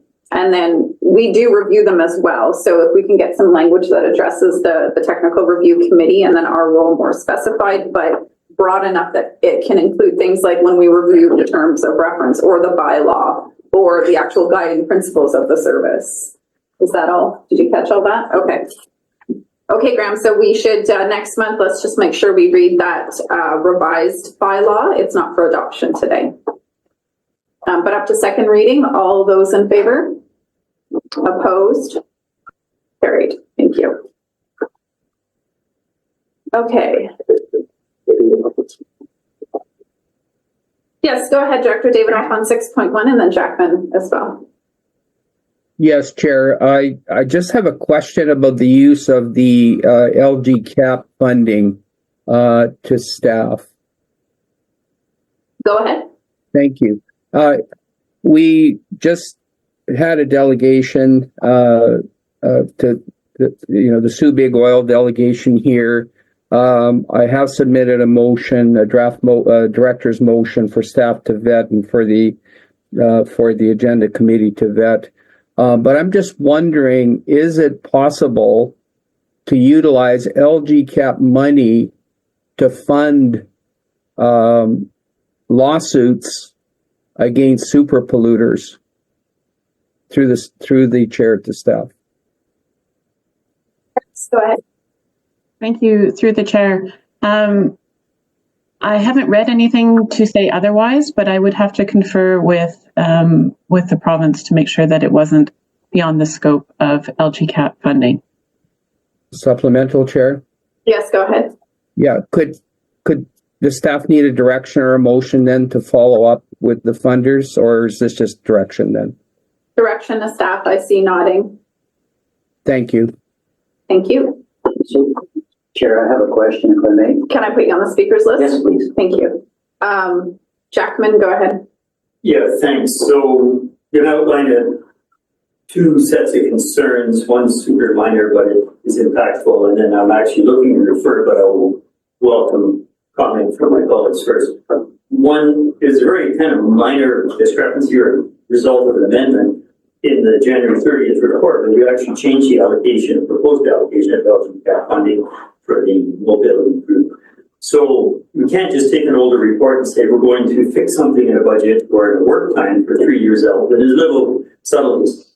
Much more impactful than that is we saw a draft budget for the CSLAC Service S105 that had an unanswered gap at the time we asked, and we won't see any answers apparently now, I'm advised, until February 21st. I am highly concerned that through the process of taking money and flowing a great deal of it through to other parties who are doing work on our collective behalf for our constituents, we've made commitments to do other work. And when I looked at that budget at a gross level, it appears to me as though maybe we've committed to do work that we haven't budgeted for in 2025 or 2026, some of these projects in a few years. I'm highly reluctant to say we have flexible money under S100, that we can ask the board to move money to S105 to do future things for 3 years, when we haven't come to terms with whether or not we've dug a hole in S105 already. Maybe if we're granted LGCAP funds at the pleasure of the board to go to S105, we need to use those funds to fill in some of the obligations we made in respect of mapping, safer water initiatives, with respect to communications, with respect to whatever else we've committed to, under grants which have not fully covered our obligation.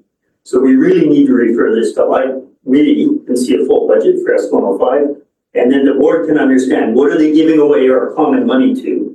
Is it for future things, or is it for the past or current obligations? Thank you. And just to clarify, S105 is sustainability. So I think we'll continue the speakers list, but then we'll come back to you to see if we would all agree on that. Paris, did you have any response at this time, or staff, or budget? No, through the chair, I think that suggestion is quite reasonable also. Thank you. McFadden. Great. Yeah, thank you, Director Jackman. Some of the similar thoughts I had. Other thought I had is 60% of it's going to community sustainability. I'm assuming that's the committee. That's 105. Okay. That is probably my bigger concern is we don't all sit at the table. And so that's a pretty big chunk of money to be going to a table where not all 20 directors sit at. And my biggest concern, I have some other little concerns a bit about like practicality of like, you can use this money for some pretty practical things, including like emergency management stuff and stuff like that. And it seems like a lot of this is around like studies and thoughts and what we may be able to do instead of some of our practical needs that we have day to day. And I know like at the municipality, we use it for a lot of very practical stuff that accomplishes today's goals, not necessarily just thinking of the future. So those would just be my thoughts on it and some of my concerns. Thanks. Thank you. Dan, I saw you put your camera on. Is there something you wanted to comment, or are you just available? Okay. Sorry? Oh, Paris, just so you know, I do not see hands, but thank you. Angela, I see you. Go ahead. Paris, go ahead. Thank you. Sorry, I thought it was going to Angela. Yes, thank you through the chair. Just a note of clarification that the allocations is to departments across the RDCK. It's not to subcommittees. So community sustainability, it includes both emergency management, fire smart, and the sustainability efforts that include ideas for climate action. So it's not directed to S105. It's directed to many services. Thank you. That's actually a correction. I was erred in that. Community sustainability is a department. My bad. We also have a sustainability service that I am the next speaker, so I'm going to go ahead and speak to something you mentioned, Director McFadden. It is a challenging service because we don't all participate in it, but all of the projects within it are generally pretty regional, even if they're just Quartz Creek watershed assessments or Creston area watershed assessments that become very much a regional approach to things. So that's a bigger governance question, but it is something that I really struggle with.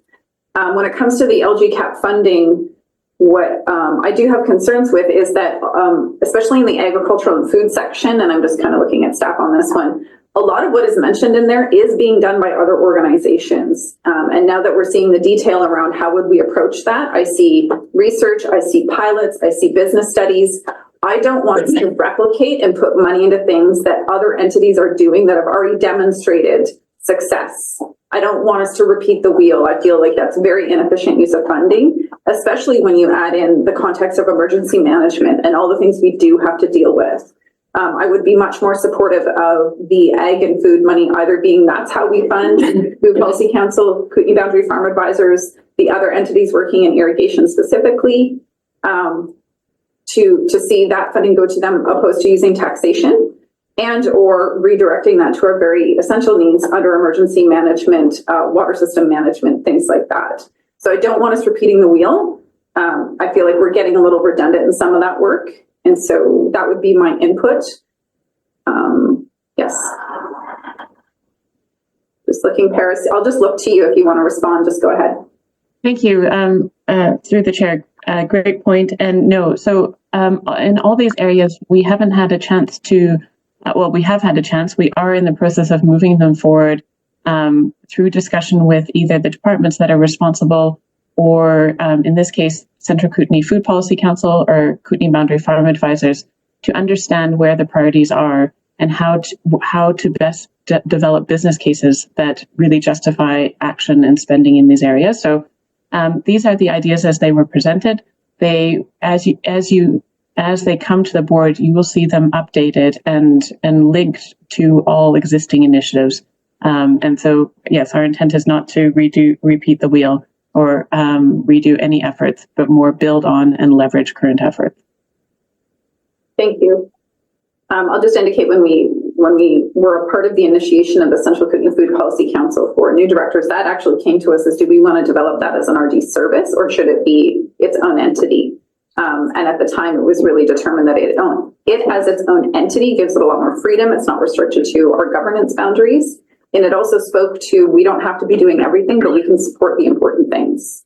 So that's kind of the model that I'm still very much interested in, is in not, housing those within us, because there are entities able to do that work.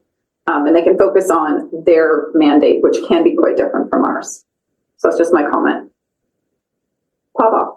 Yeah, all that's. Okay, Paige. I agree in going to the list of actions and elevating the practical ones and having some containment around how much is going towards research. Appreciating that some amount should be going towards research. I agree with using the external entities and organizations, but also the leveraging piece, super important, that there are funds available and we're willing to commit them because it really changes the dynamic for them getting funding from the higher entities. So we do need to have pieces where we're supporting them practically. I think it's pretty good. The only other thing with the plan, I know this was put out to public to answer questions.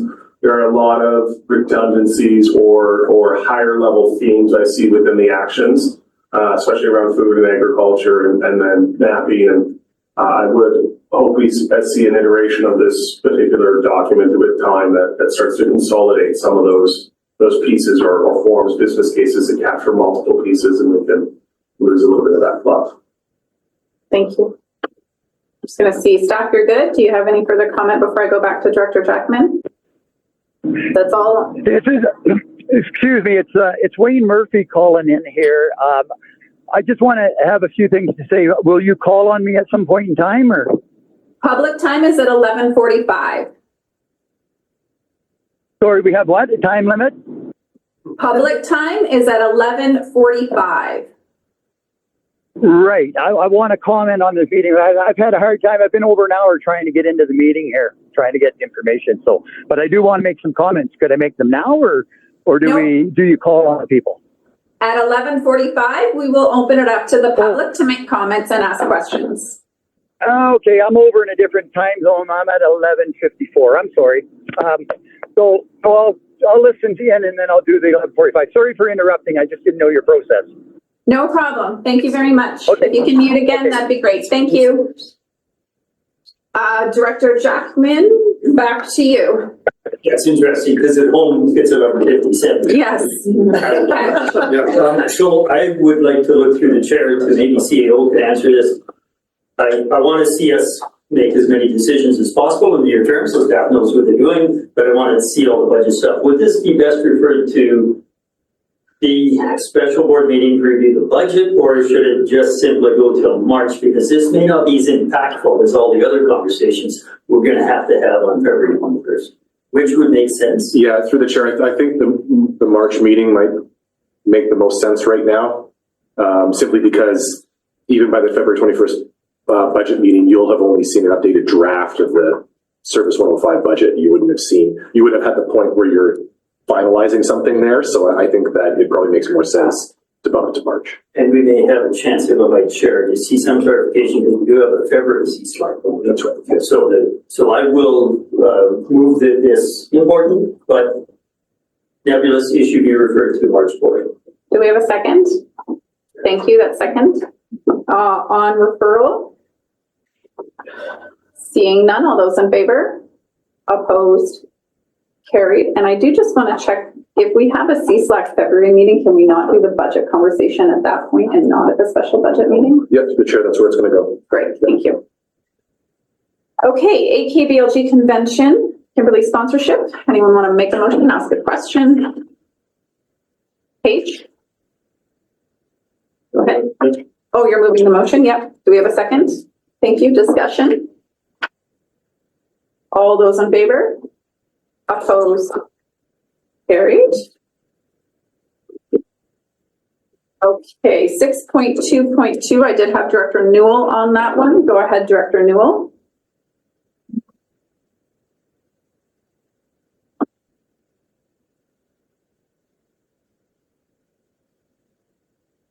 Newell, are you good? Can you hear us? You're up. I'm good. It's just it vanishes and then it doesn't. And all right, thanks. Sorry, just trying to get organized here. I couldn't find. So I wonder the process on changing the second bullet under local selection committees. I preface this by saying this is the method that Area F has used, even preceding me. But I have one change or two changes I need in that second bullet. Well, one I need and one I recommend. Should I just state them and then see what we do? I just want to see that, Mike, are you following along? Mm-hmm. Yeah, Mike is in the room. Go ahead, Director Newell. Great. Thanks for this. I think it's a good policy. And as I stated, Area F has been doing this. Preceding me, Director Mickle for sure had done it this way.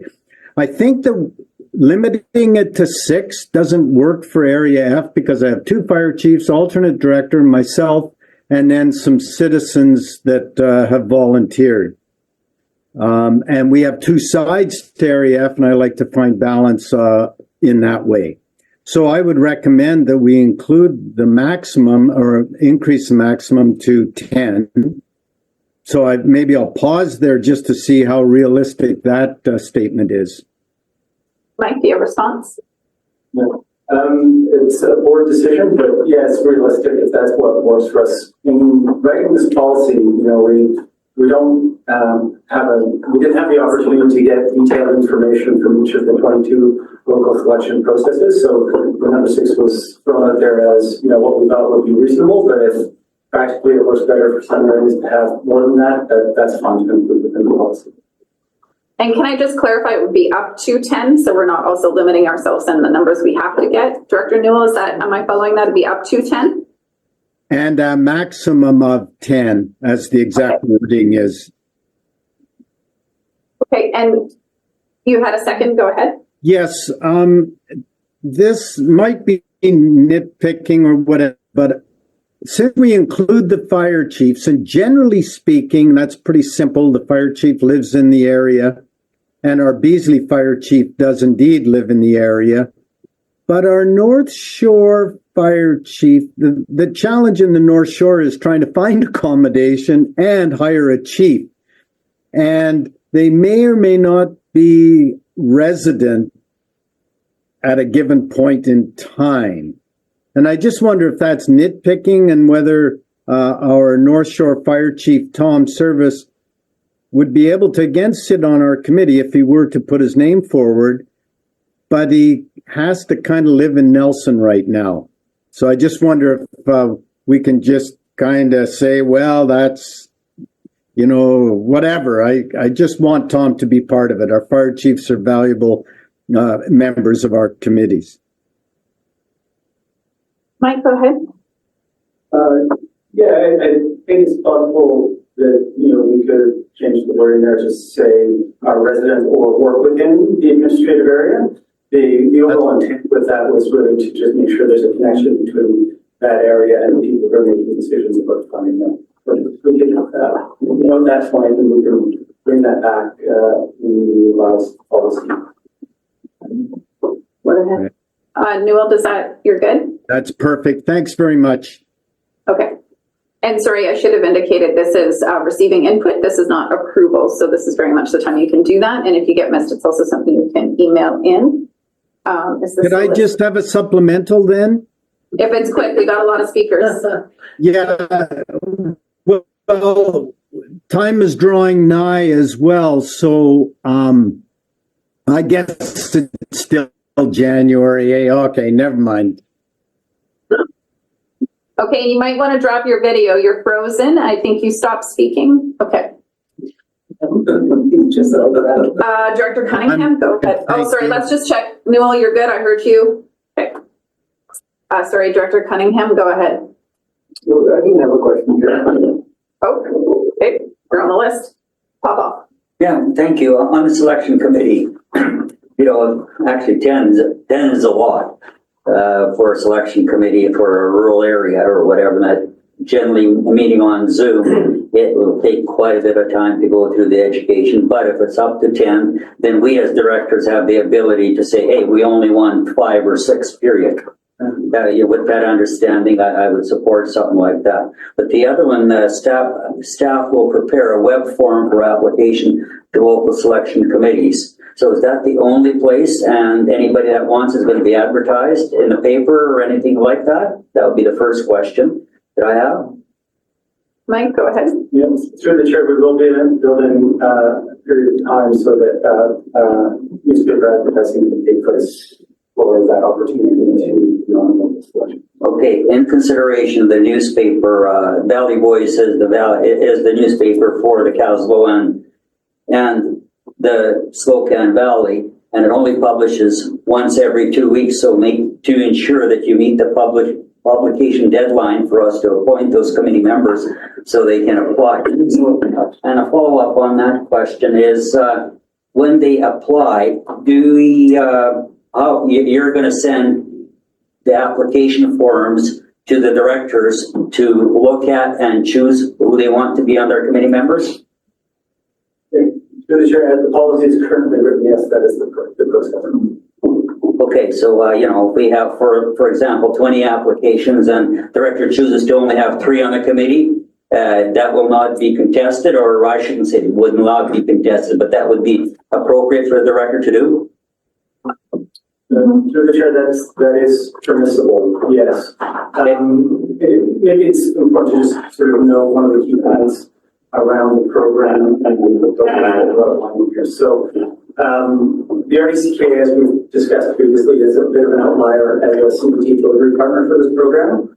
there's, with the other community partners, they may have one or two processes. I think East Kootenay had 7 different processes. We have 22. We are administratively much larger than all of the other delivery partners, which creates administrative challenges, even resource. We have one grants coordinator, and that grants coordinator has over 1,000 grants under active management at any given time. So our ability to prescribe, detailed processes that reflect the variety of processes that happen in each of our administrative areas is pretty challenging. So the essence of this program is, and this comes directly from CT, is community decision making, right? So in designing this policy, we've tried to leave it as open as possible to reflect how the local selection committees and the work processes have worked within each community. So we're trying to basically, through this policy, just establish minimum standards, but there's still, how those processes are run and how the decisions are made are really made by those are for the local selection committees to determine. As long as things align with the policy after it's adopted, there's a lot of latitude that all of these processes will still have to reflect their communities. Oh, pardon me, and just one more point of clarification here. Directors are recommending appointments. The appointments are made by the board. Thank you. Good, thank you. Okay. Director Hewitt. Thank you, through the chair. I'm on attachment A. Page 2, first bullet under local selection committee meetings. That bullet it doesn't make a lot of sense to me. If you could read it, please. I've got it right here, actually. I was just reading the same one. Yeah. First or second bullet. The first bullet. So local selection committees will hold a minimum of one public in-person meeting to solicit community input on the projects being considered for funding the local selection committee. Yes. So that needs to be a bit adjusted. Yeah.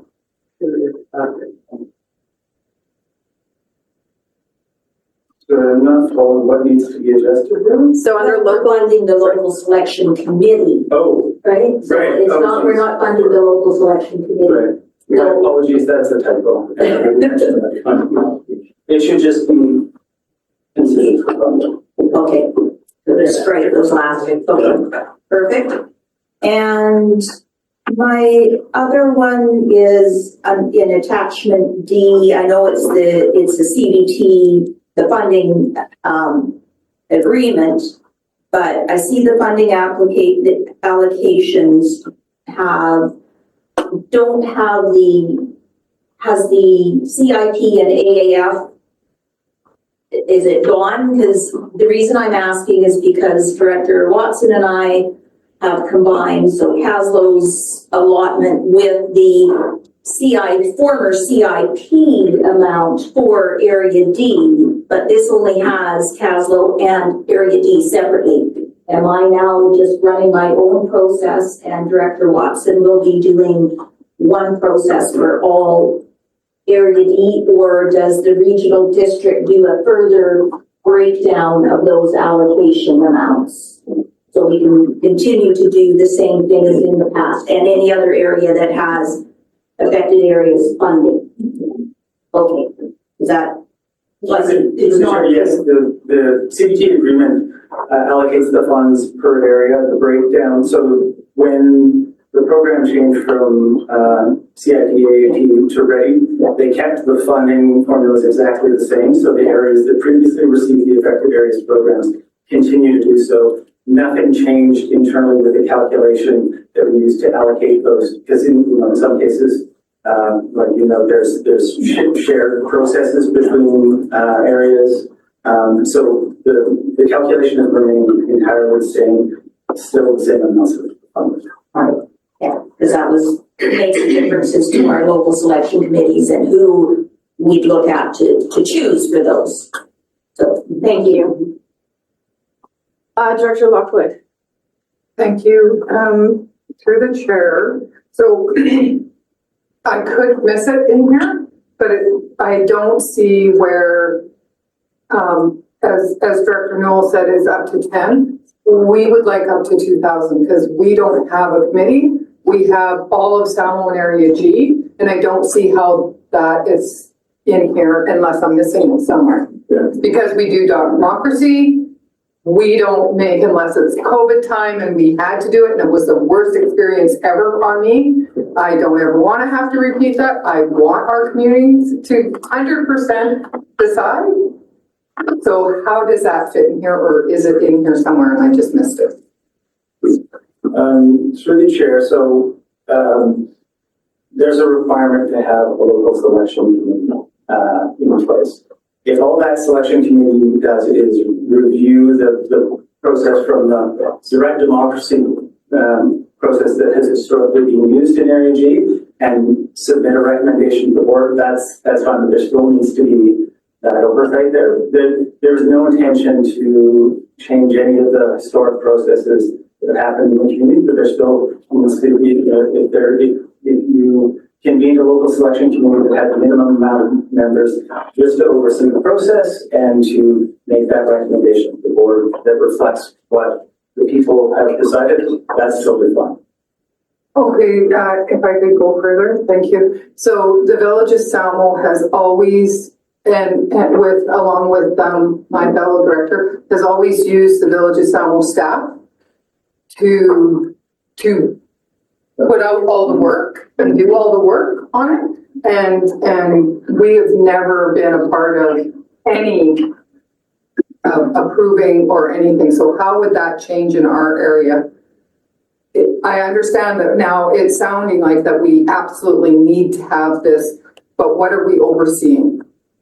Through the chair, essentially we're overseeing the process and confirming the results and making the recommendation. And those local selection committees are now a requirement that funding in with CBT. So we do have to have them in place. This bill could be the complete minimal if that's what's best for your community. Director Lockwood, it does say in the policy that for municipalities, councils can count as your committee.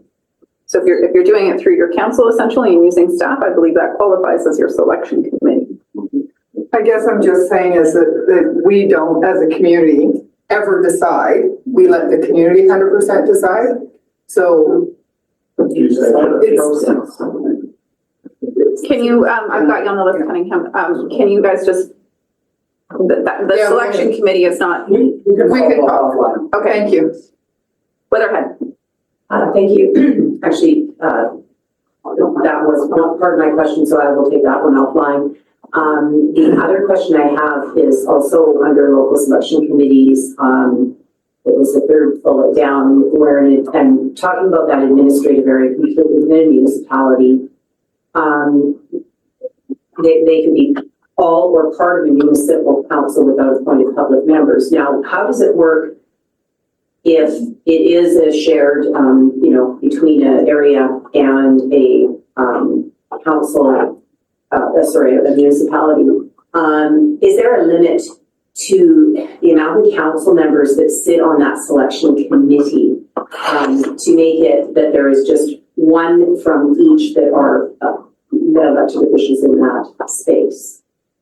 Or is there any limit on that? Because ours has had, the village has appointed council members, which alongside whomever is appointed, but then I'm just the only one from my area. And so I was just wondering, I don't see anything in there around that. So how does it work with when it is shared as to how many council members can be on that committee?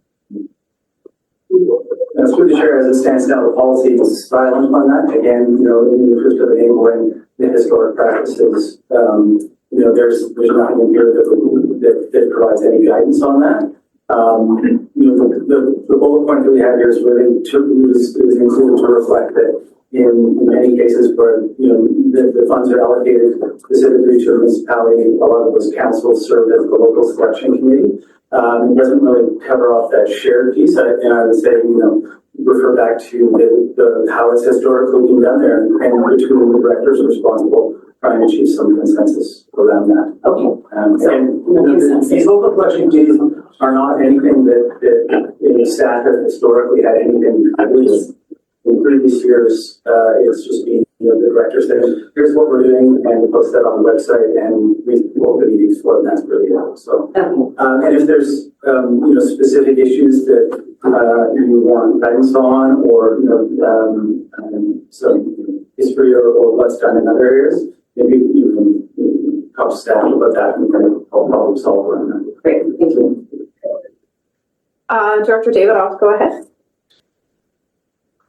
Yes, thank you, Chair. So I have two questions. The first question is that we have always had our APHC members plus the director act as the selection committee, and the current process does not provide for that. Is that I would welcome language that says it's either the APHC for the area and the director of the director so wishes. That would work for us because we've never advertised for a selection committee. It's the APHC, and basically I'll be expanding our APHC to, because we've lost a few representatives due to age and death. But basically, how could that work for us? Because it's like the mayor, Director Lockwood mentioned, that the model doesn't work for them. So could we fix this to have, if there is an APHC that plus a director that are the selection committee, that then we don't need to advertise, because that's the way it's always been done since this program started. That's my first question through the chair. Mike? Through the chair, I believe that would put us offside with the requirement in the funding agreement, which basically says that we have to do a transparent process for appointing the local selection committee members. So just appointing the APHC. Now, all those APHC members could apply, and there could be a recommendation to the board to appoint those members, but we can't, we can't create policy that would be in contradiction to whatever obligations are under the funding agreement. So I have a issue with what has just been said, Chair. Can I respond to that? Yes. The APHC holds an open meeting. We have a transparent process. Everybody knows that's the way it's done. That's the way it's been done in Area I from day one. And the key thing is that there's nothing that isn't transparent about the process. So I don't understand the comment about lack of transparency. That bothers me. Mike? Through the chair, the requirements for transparency in the application process to be on the local selection committee. Okay, not the community process itself. Okay. I've made my point, so I'm going to go to my second question then. Chair, if that's okay? Yep. Okay. So I'm looking at the appendix dealing with affected area programs. I'm reading that affected area program funds projects that meet priorities in communities which lie within 10 kilometers of the Duncan Reservoir, for example. And then it just lays out the communities. Area I has 2,000 residents affected by what happens on the Brilliant Head Pond. There are 4 dams that impact the Brilliant Head Pond. There's a Columbia Basin Trust project, the Brilliant Expansion project, that is a CBT dam that impacts that affects our area. We have a thing called the Shore Acres Tide, where you get fluctuations. Sorry, 1 second, Director Davidoff. Connie, can you please mute? Thank you. Go ahead, Director Davidoff. Yeah, we have fluctuations that are legally allowed by the water controller, and that fluctuations. You got 3 feet or more of fluctuation happening daily on the head pond, and the canal agreement governs which turbine is spinning on these dams. And the bottom line, we've gone to CBT, asked for the executive to consider it. It didn't even make the board. Our request didn't even make the board. I'm asking through staff, how can we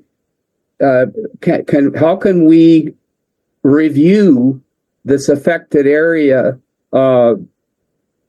appendix item here on this policy that we're trying to pass, because it's totally unfair to us And we have to fight to get the Columbia River Treaty process to even recognize that the Brilliant Head Pond was a reservoir. Like, this Let's focus on your question that staff can answer. They can't answer the latter of what you mentioned. So I think they have your question. How can staff support your request? That's your question.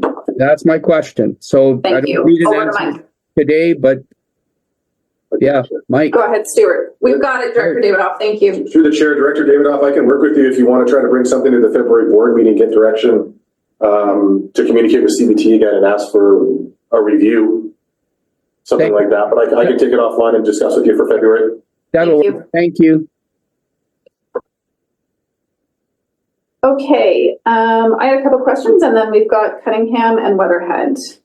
And so I just wanted to check in on two things. I think it's still okay, but I just noted in the proposed policy, it says the committee convenes the public meeting.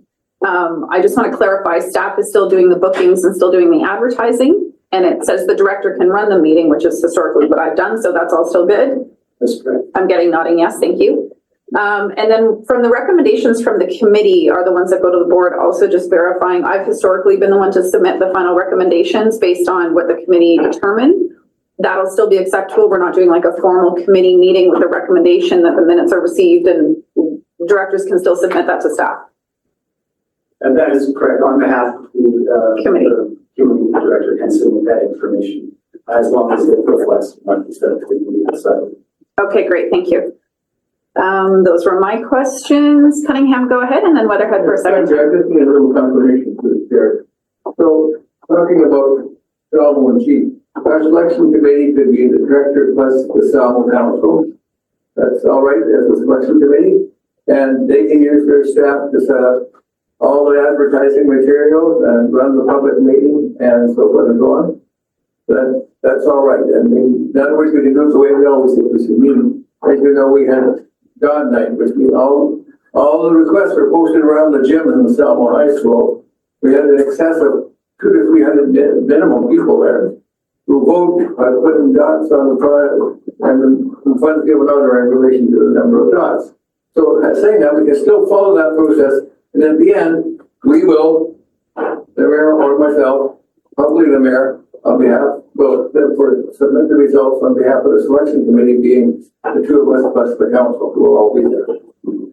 That's okay. Good. Mike, go ahead. Yes, through the chair, I would just want to make sure that we're not offside with the funding agreement with that, because there is a requirement for public members on those committees. So I have to take that one away and provide a bit more information at the next meeting. We'll look to what, and I'll have discussions with CPT staff around the interpretation. Some of the stuff is new for us, so this meeting is great for identifying those issues that we need to follow. Sorry, are you doing a supplemental, please, through the chair? Through the chair, I apologize. So then we need to get one member of the public to also be a member of the committee that draws up this, because in fact, the entire community are the ones that make the selections and they drive them out of money. We only sit there as the representatives and the workers. Okay. We can see that's it. Thank you. Thank you. Weatherhead for a second time, go ahead. Thank you. The new members, this is new, I believe, is that members of the local selection committee will be for a maximum of a 3-year term. As I have 5 of these, as you know, these are in very small areas, and I really do rely on the communities to really hold this within themselves. And so it's the community clubs have been, very much the members. Now, if we now limit to a maximum of 3 years, that means, trying to find other people from that community. Is that correct? Because that's going to be a tough one in like Arrow Park, for instance. I mean, there's hardly anybody there, there's just a very, some things. Through the chair, a couple things to be considered with that 3-year requirement. One,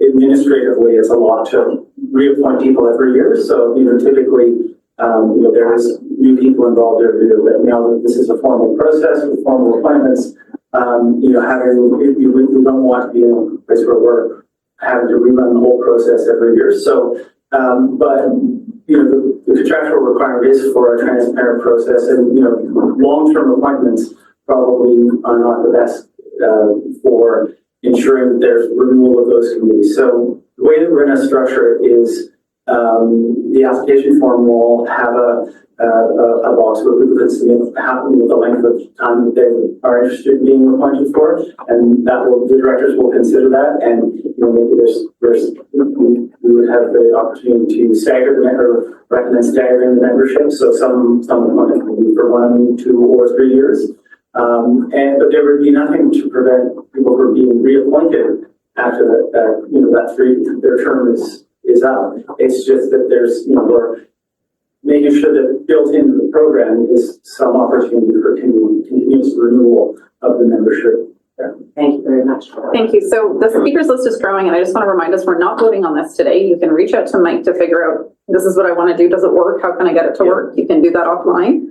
So I'll take the last 2 speakers, and then we're going to move on. Popov and then Hannah Graff.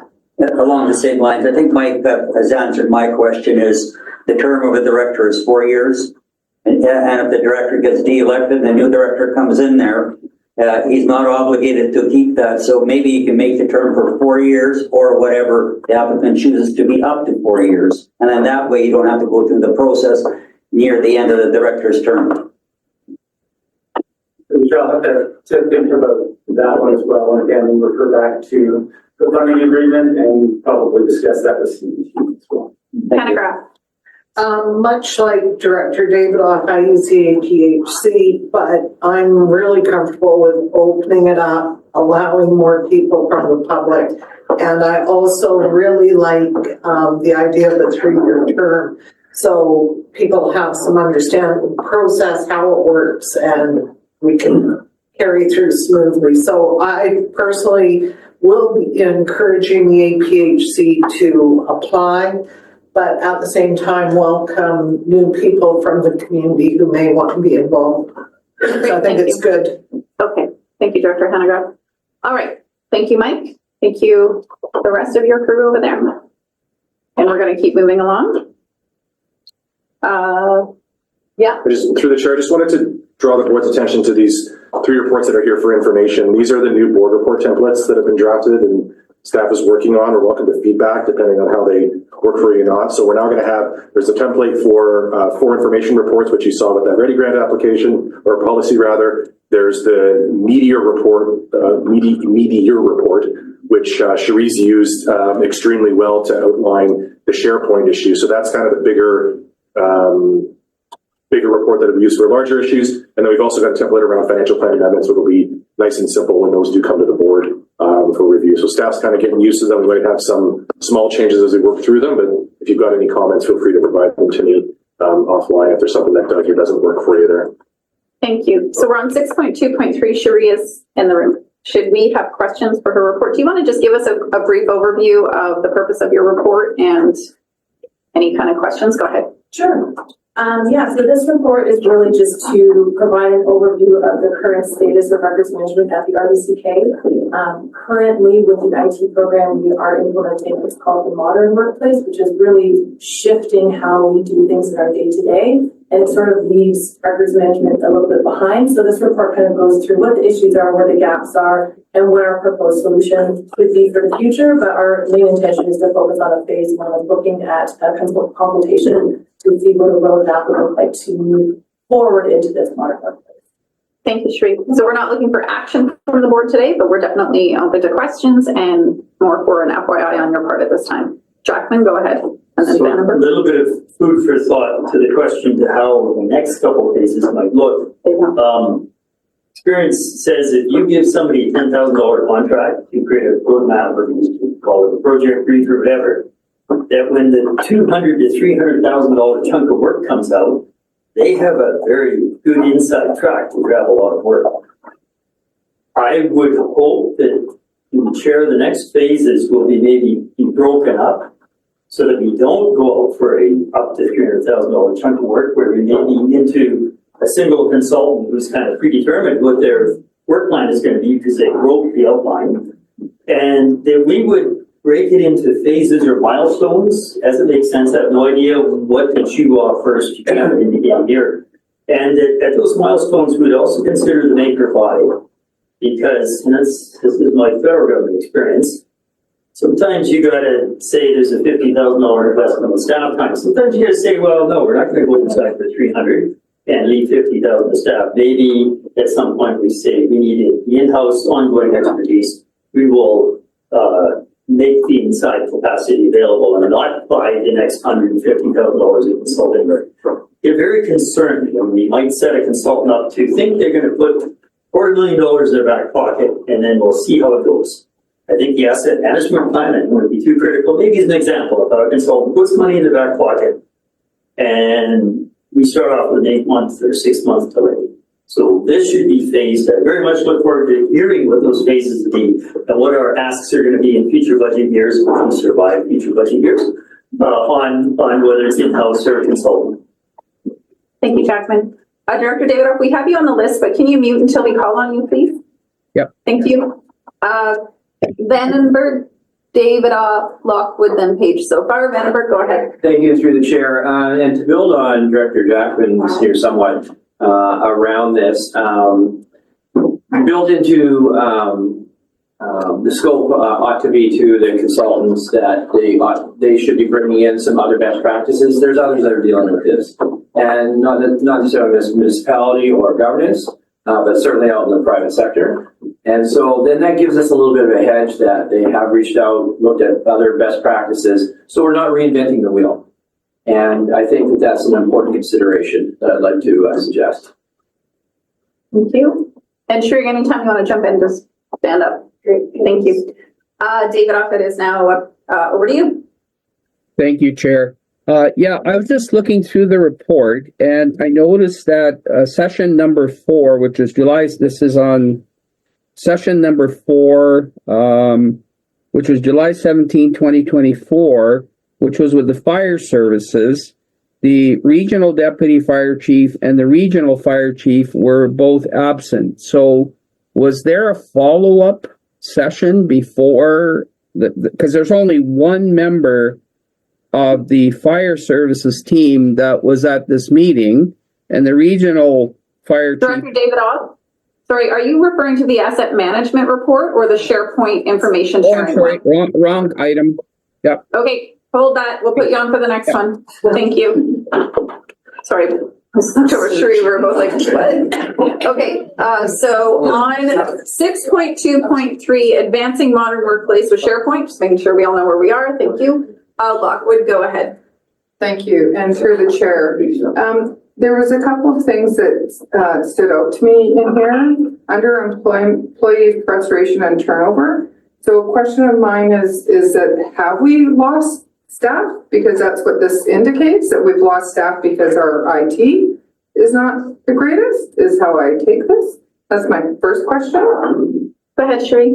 Not specifically. I think it just more speaks to the future state that the longer that we delay these tools that are being implemented, the harder it is for staff to work. When other municipalities, local governments around us are progressing a little bit faster, the desire to stay in a space where it's difficult to do your day-to-day becomes apparent. So I don't have any statistics to show that we have lost staff specifically related to that, but the frustrations are growing. It has been known for a long time. I've been here for 6 years and I've had many conversations with staff talking about how just, filing a file is really, really challenging. So it's just really speaking to that kind of broad overview of that. Okay, so to understand that that's only an opinion in this report. Okay, because that's not how I took that. My second one is about workplace. So FOI requests, are we charging for the appropriate time it takes to fulfill a FOI request? Through the chair, we do not often charge, but the mechanism is in place for us. So with the FOI legislation, there are certain recommendations of how you can charge. We don't charge for requests. We can charge for the time it takes, but since I've been here, I think we've only charged a few applicants for that time. So we're looking at expanding this. hiring somebody else when we're not actually charging for it. So I thank you for that. Thank you for that explanation.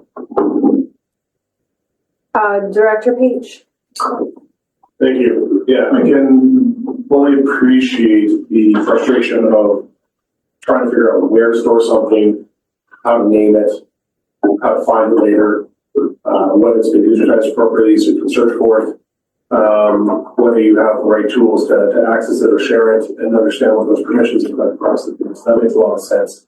Whether it's, whether it's a full digitization project and figuring out workflows as they go in, I would like to see us identify within these phases what a pilot looks like in the departments. I feel like you need to start creating champions and teams where it's most aligned, where I couldn't see us falling into a trap of trying to teach everybody SharePoint. I've seen organizations struggle to kind of conceptualize how to use the SharePoint model within their organizations and this desire to get to this other side of digitization, when sometimes just being able to have the files in the cloud, in a really well-managed folder structure with proper permissions is kind of the first phase. But I think the key to that is identifying which operational departments you kind of start with to build that team and see what of these pieces actually work day to day. How easy is it to spin up a Microsoft 365 form to input data from the public and file that and then operationalize that amongst the staff as opposed to always waiting to IT and trying to do the training. Because I have seen more than a few organizations embark upon this mission, run it for a couple of years, and then find themselves pulling back from it because it's just not settings. And that's just where I want us to kind of go slow to go fast. I see you nodding, Shereen. Yeah. Go ahead if you like. I really appreciate that. I think we're on the same page. I think the one thing I really like about this project team, the one thing I really like about this project team is we're very aware of staff time. We're very aware of the finances and budget. So we do want to do that kind of low and slow approach. And I think with the guidance of the consultant, we're going to make that one of our goals. And I think with the guidance of the consultant, we'll be able to identify certain departments that are probably in a better ready state to move forward with testing of the pilot versus some departments that it would take a lot more to get into that state. So I think it's pretty exciting to think about what we can at least see so we can figure out what our options are going forward. Thank you. Okay, that's it for the speakers list. Really great work, Cherie. Thank you. Template looks good too. Help me look at it a little more. Thanks for being the first. Directors, it's 11:40, so we have 5 minutes for the next item, and then I will either pause us or we'll get through it, but it's asset management, so I don't anticipate 5 minutes is going to be enough. We could start public time now, although I did tell a few people 11:45, so how about we take 5 minutes and jump into asset management? We do have 2 speakers on it. And I'm just going to check AJ. I believe the AJ on the phone is AJ for asset management. That's correct. There you are. Hello, welcome. Is there anything you want to open with, or do you want to just start with questions? Yeah, through the chair, I believe the report was hopefully short and succinct, and I think self-explanatory, so we'll just take any questions if there are any. Yep, Davidoff, I've got you, but you're not the first, so if you could mute, we'll come back to you. Thank you. Director Fike, you were first on the list, and then Davidoff at this time. Go ahead. Yeah, through the chair, I see you're recommending an asset management steering committee formed, and then in Appendix 3, you're wanting a single source of truth for data, which kind of makes sense, and also there's seeking additional funding in Appendix 3. Appendix 6 is your implementation timeline, and I'm just questioning. I'm from the bustling megalopolis of New Denver, and we adopted one 3 years ago. Took a lot of dedicated, worthwhile time, but is the timeline realistic given staff demands currently? And I guess I'll just put it to staff. It seems like there's a lot of cohesion and time that, on top of your workloads already. Go ahead, AJ. Yeah, through the chair. So when I was hired back in 2018, one of the tasks I was given was to take over some of the portions of asset management and found it significantly challenging to do project management as well as kind of try and head up or kind of reform our steering committee for asset management and kind of get inventorying done, establish some momentum. So to your point, yes, it has been difficult, and hence why we've hired this consultant to give us essentially a realistic roadmap of what are the priorities as we look across, information requirements, staff requirements, financial requirements, and overall just what we have for assets. So what they've given us is essentially kind of a 3-year time frame of what they think is realistic. Obviously, the two items that kind of hinges on is that we need a dedicated position to look after asset management organizationally to kind of keep that momentum established. Mike, do you have supplemental? Yeah, I guess the word realistic pops to mind, given that we've been through the experience 3 years ago, and it was worthwhile. But the complexity of this and the realistic timeline, it's just I have questions in my mind about the realism, and that's it for me. Thanks. Thank you, Director Pike. So Director David, I just want to note that knowing you very well, I don't think you could get your piece in within a minute and a half. So I think what we're going to do is we're going to go to public time because we do have people that we're waiting for 11:45 to hit. And AJ, if you're okay to come back after lunch, we'll continue the discussion then. Are you able to do that, AJ? Sounds good. Yep. Okay. Thanks, Director David. I just don't want to have to cut you off mid-conversation. Thank you. Okay. So we're going to pause that one and we are going to go to public time. As we don't have any public in the room, I'm going to go to, if you are online and would like to ask the board a question, you can just put your hand up or unmute. If you're on a phone, it's *6 and *9 to put your hand up. Connie, I saw you unmute if you want to go ahead. Or if that was Connie's staff, then it was probably just an error.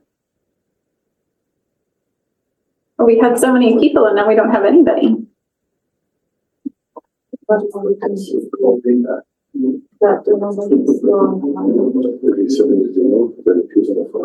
Yeah, he was on the phone. I'll just check media. Valley Voice, I see you. Do you have any questions for us?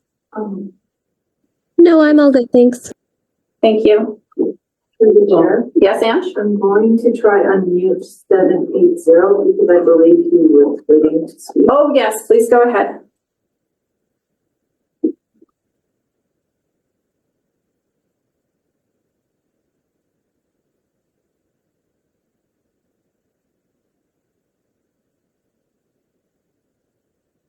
The 780 number, which was, I believe, Wayne Murphy from earlier, we're just trying to unmute you on our end. If you could try *6 on your end. I don't see the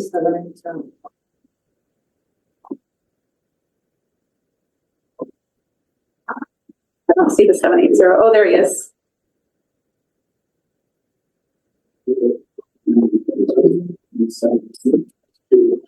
Checking again, is there anyone from the public who would like to ask us a question online? You can unmute.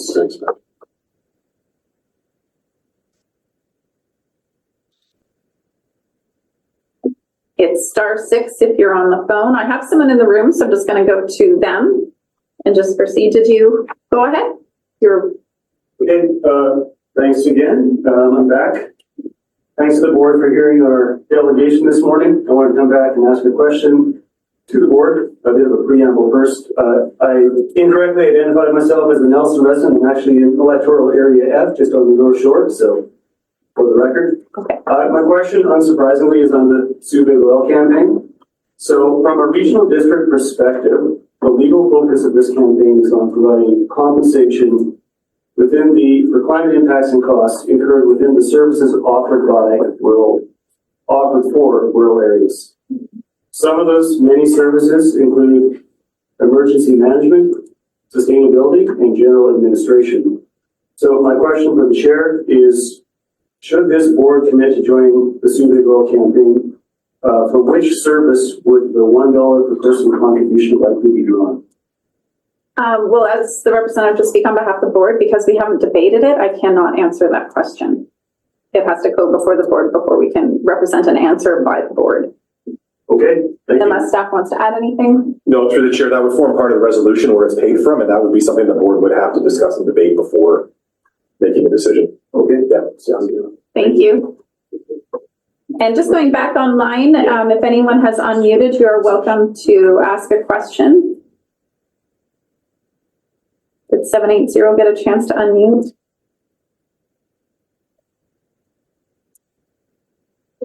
Go ahead, Ange. Actually, they're having an issue, then maybe worth just letting them know that they can email us as well. Yeah, if someone's having an issue unmuting at this time, you are welcome to email us your question or comment or both. I'm just going to give it another minute to make sure.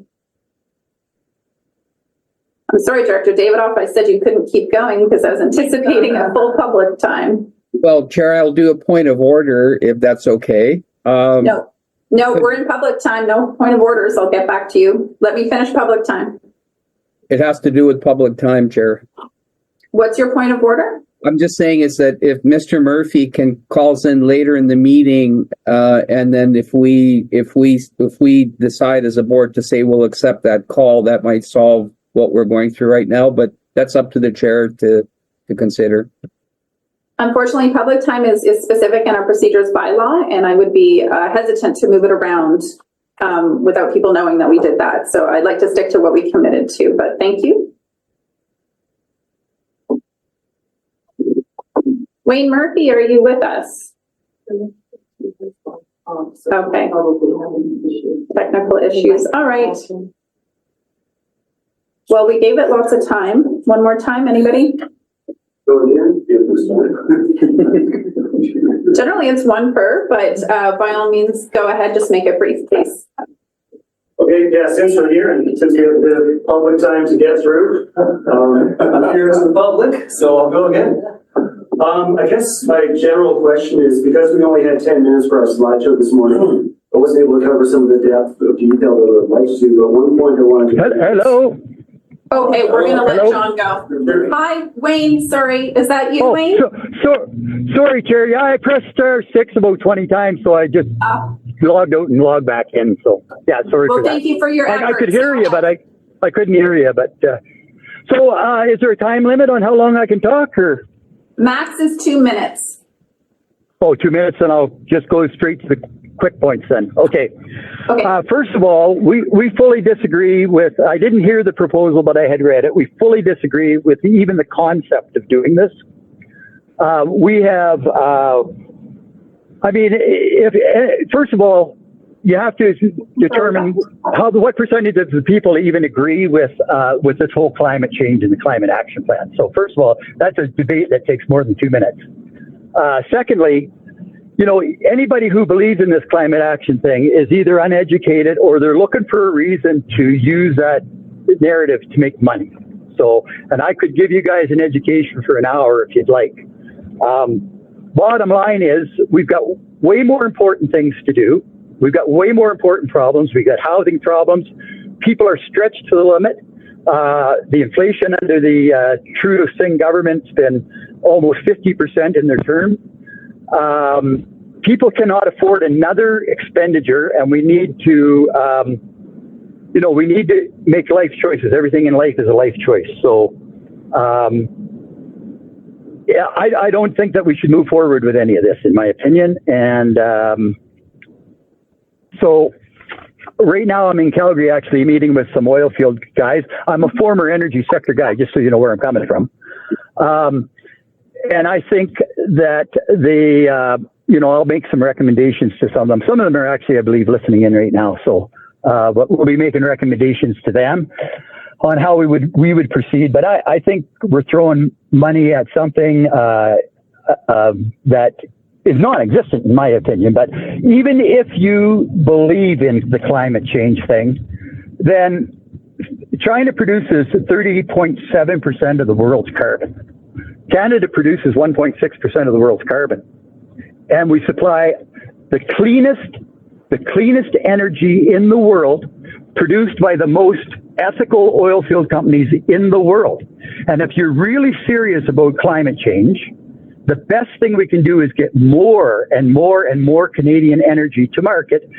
China built 55 coal plants last year for energy, for electricity. The world will be better off if we supply them with clean natural gas from Canada. So anybody who claims that doing this to the Canadian energy sector for climate action plan, for climate for the whole globe is, in my opinion, just trying to have some sort of self-serving way to make some money off the taxpayer. So, do you have a question and I'm not alone. Yeah, so will you guys just conclude this today and stop spending any more directors' time and taxpayers' money? That's what I'd like to hear, that at the end of this meeting today, we tell these nice folks who want to make a bunch of money off the taxpayers to go home. Are you guys prepared to vote on that today and just tell them, like, let's just get this done and over with? We're not interested. Thank you. We are not making a decision on the matter today. So I cannot answer well, that. At least you know. Okay. Thank you. Anybody, one other thing, anybody in your group who would like to meet with me, I would be more than willing to sit down and meet with them and go through some extensive information. Thank you. If you want to email us further information, you can do that. Thank you very much. I will do that. Thank you. Bye. Bye. Okay, and just a reminder for people using chat online, I do see you asking why they're not asking a question. If you can just refrain from posting stuff in chat, because that's akin to speaking during the meeting. And anyone else online that has a question for us? And sorry, I was indicating if you could please not be at the table when you're not a delegation, that would be great. Thank you. Anyone else online? We have about 5 minutes left for public time. T, I see you don't have a question, but thank you for your comment.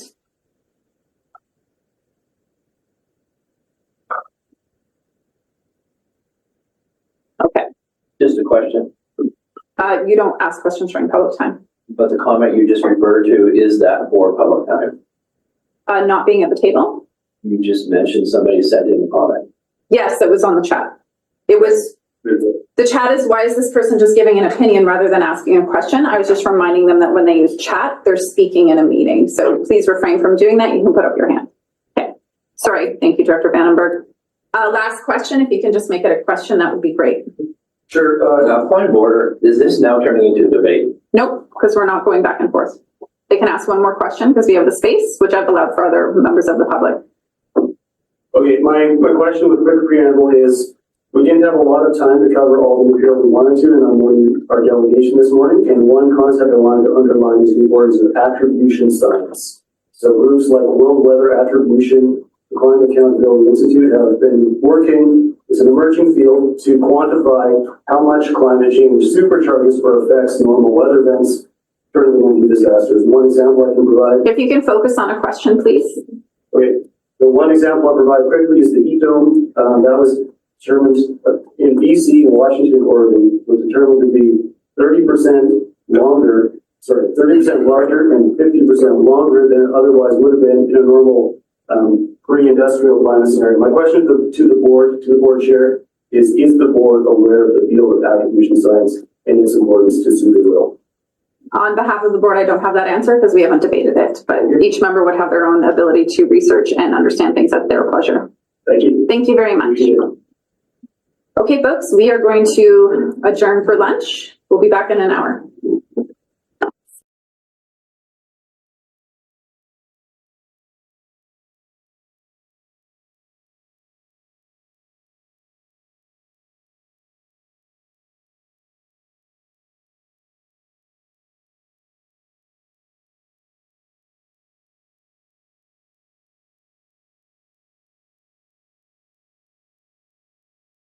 Recording stopped.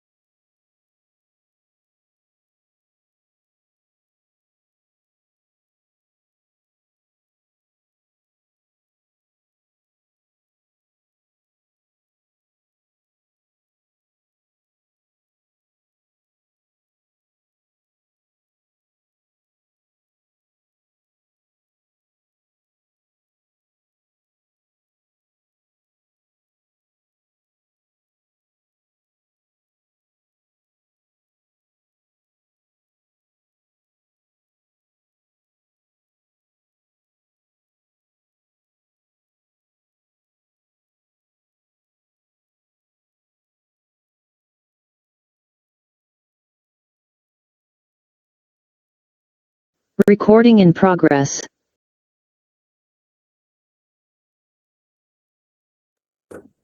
Thank you so much.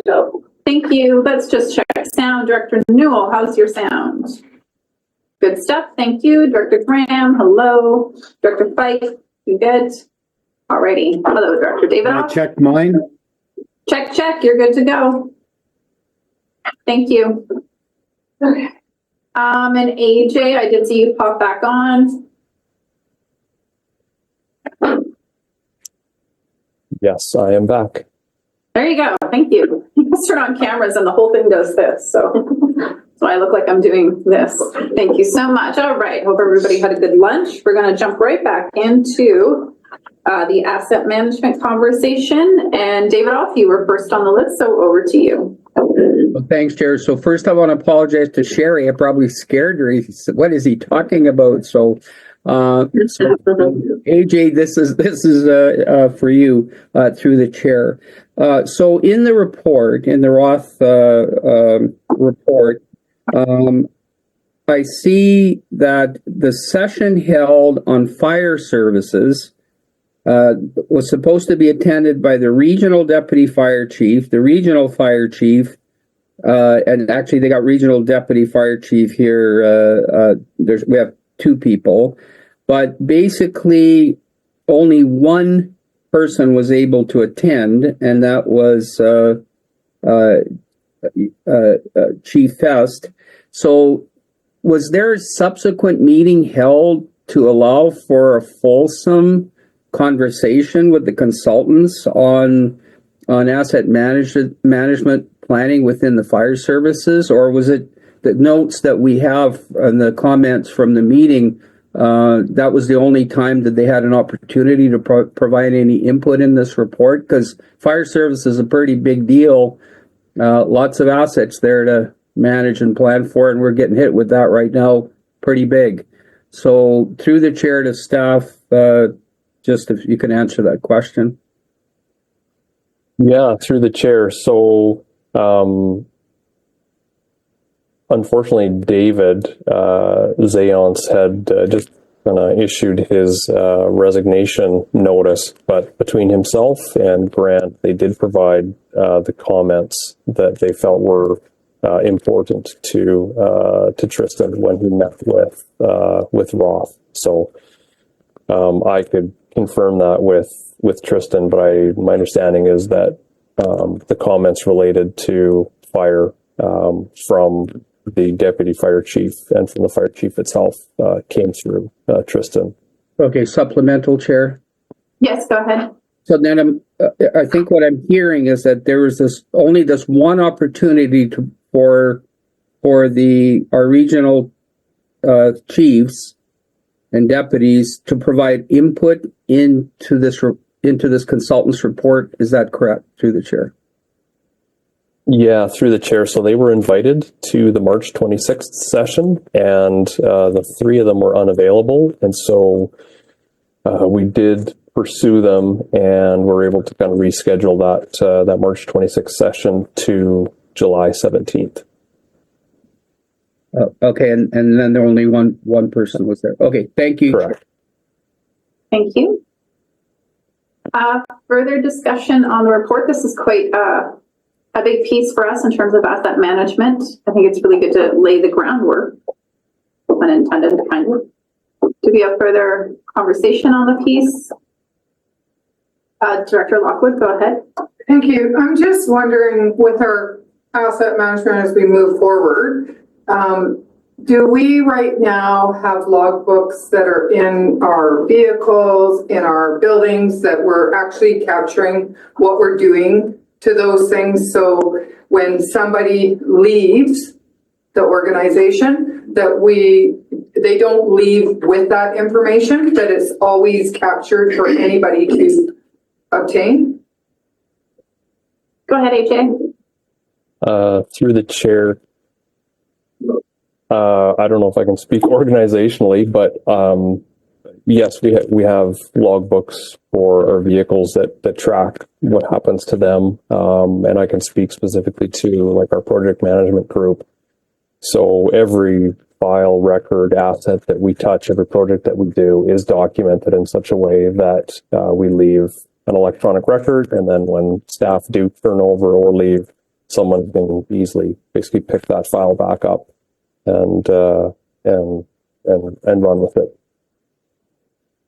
Thank you, that's very rare sharing. Thank you. I think it also feeds into our previous item in terms of records management and how much we're tracking, and a good way to track it.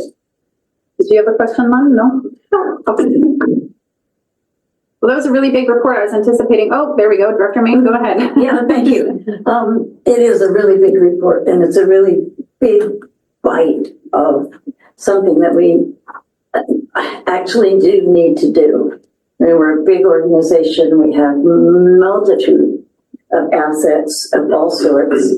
And for one thing, the array of grants is increasingly dependent on having an asset management framework for the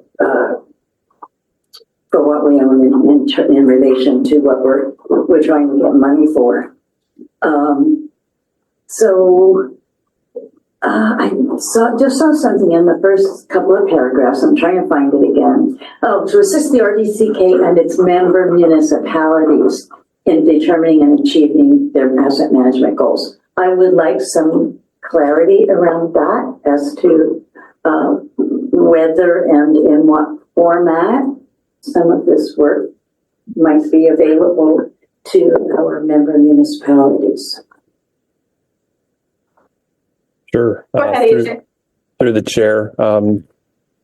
I guess our intent is with the kind of depth and breadth and really overall variation of kind of asset type and value and kind of age. We felt that the system that the RDCK ultimately ends up selecting, both for an enterprise asset as well as preventative maintenance software, that the member municipalities would be able to basically look at it and say, based on how it's working for the RDCK, do we think that we could implement this ourselves? Or, at least you would have us almost as the guinea pig, in the sense that you'd be able to see how it works with us and see if your infrastructure is similar and if it makes sense for you to implement as well.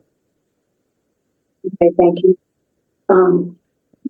Supplemental. I think this is a really fulsome report, an overwhelming report on a topic that is just so important to us and becoming increasingly important as we deal with the financial and economic pressures that are all around us and that are impacting us. I think this is a really critical task to undertake. So, I am generally in support of this. Thank you. I guess we're just waking up after lunch because now we have several speakers. So we have McFadden, Graham, and Vandenberg. And sorry, AJ, if you want to respond at any point, just go ahead. You're just welcome to respond or answer anything. McFadden, go ahead. Thank you. I was talking about asking it now. It may be too early to ask it, but do we have a thought process on how we're going to implement an asset management plan for regional district that all these assets live within certain services? And so do we have a thought plan? Like, is the idea to get a full asset management plan for the whole regional district and then allocate those assets and what their needs are to each individual service, and then you have sub-asset plans, like sub-management plans within all those services? Like, I'm just trying to figure out what the mechanism is to go, once we know what our needs are, how we can start preparing to fund them. Because every 6 months that goes by, a year that goes by, we get further and further behind on actually maintaining our assets, and you end up with more and more expenses. So I'm just wondering if we've thought about that. Yeah, that was actually one of the items that we talked about at length with Roth, and they kind of broke down the different recommendations. And you'll see anything that starts with an F dash, and I guess what I'm referring to is in Appendix 4.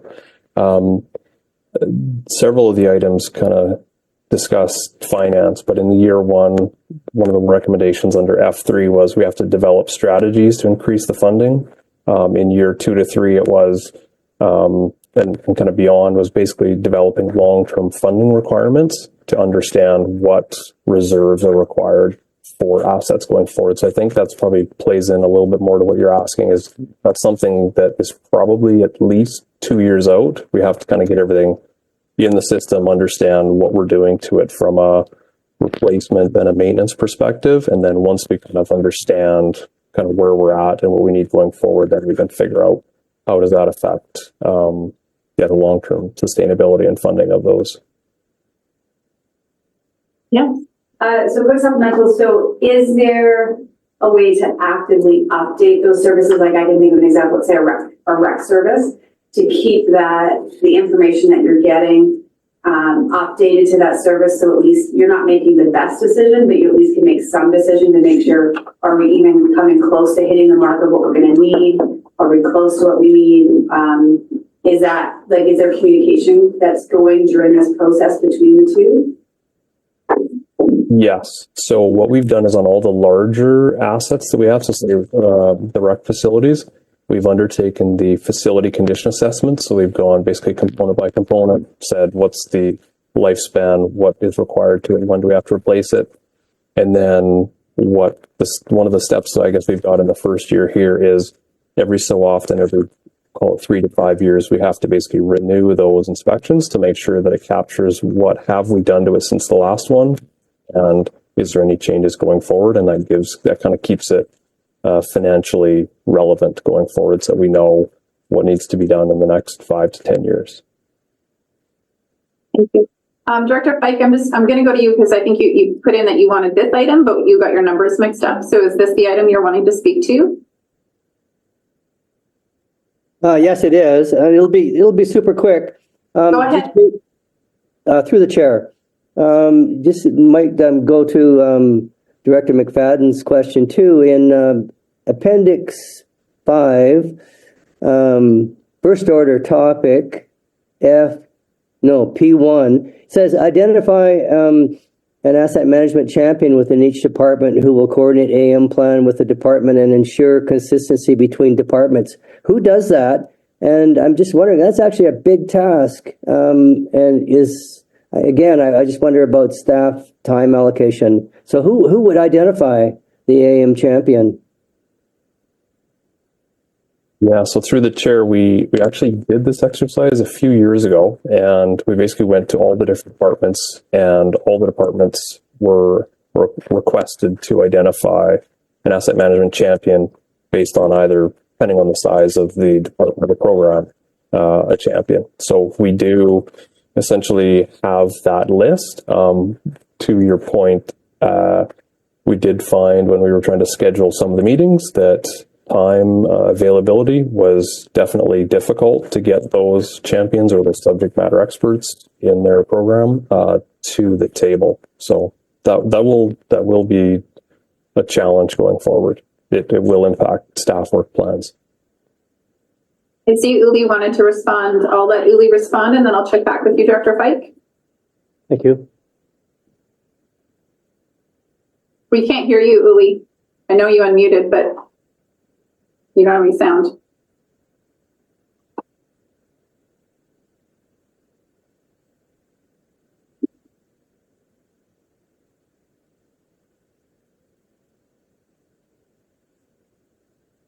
Can you hear me now? Yes, we can hear you now. Go ahead. Okay, so there was significant discussion around that, and as Director Fike pointed out, there will certainly be assignments that need to be done and job descriptions changed. There will have to be in the larger departments with larger assets, dedicated persons, and there may down the road have to be additional resources to address that within these departments.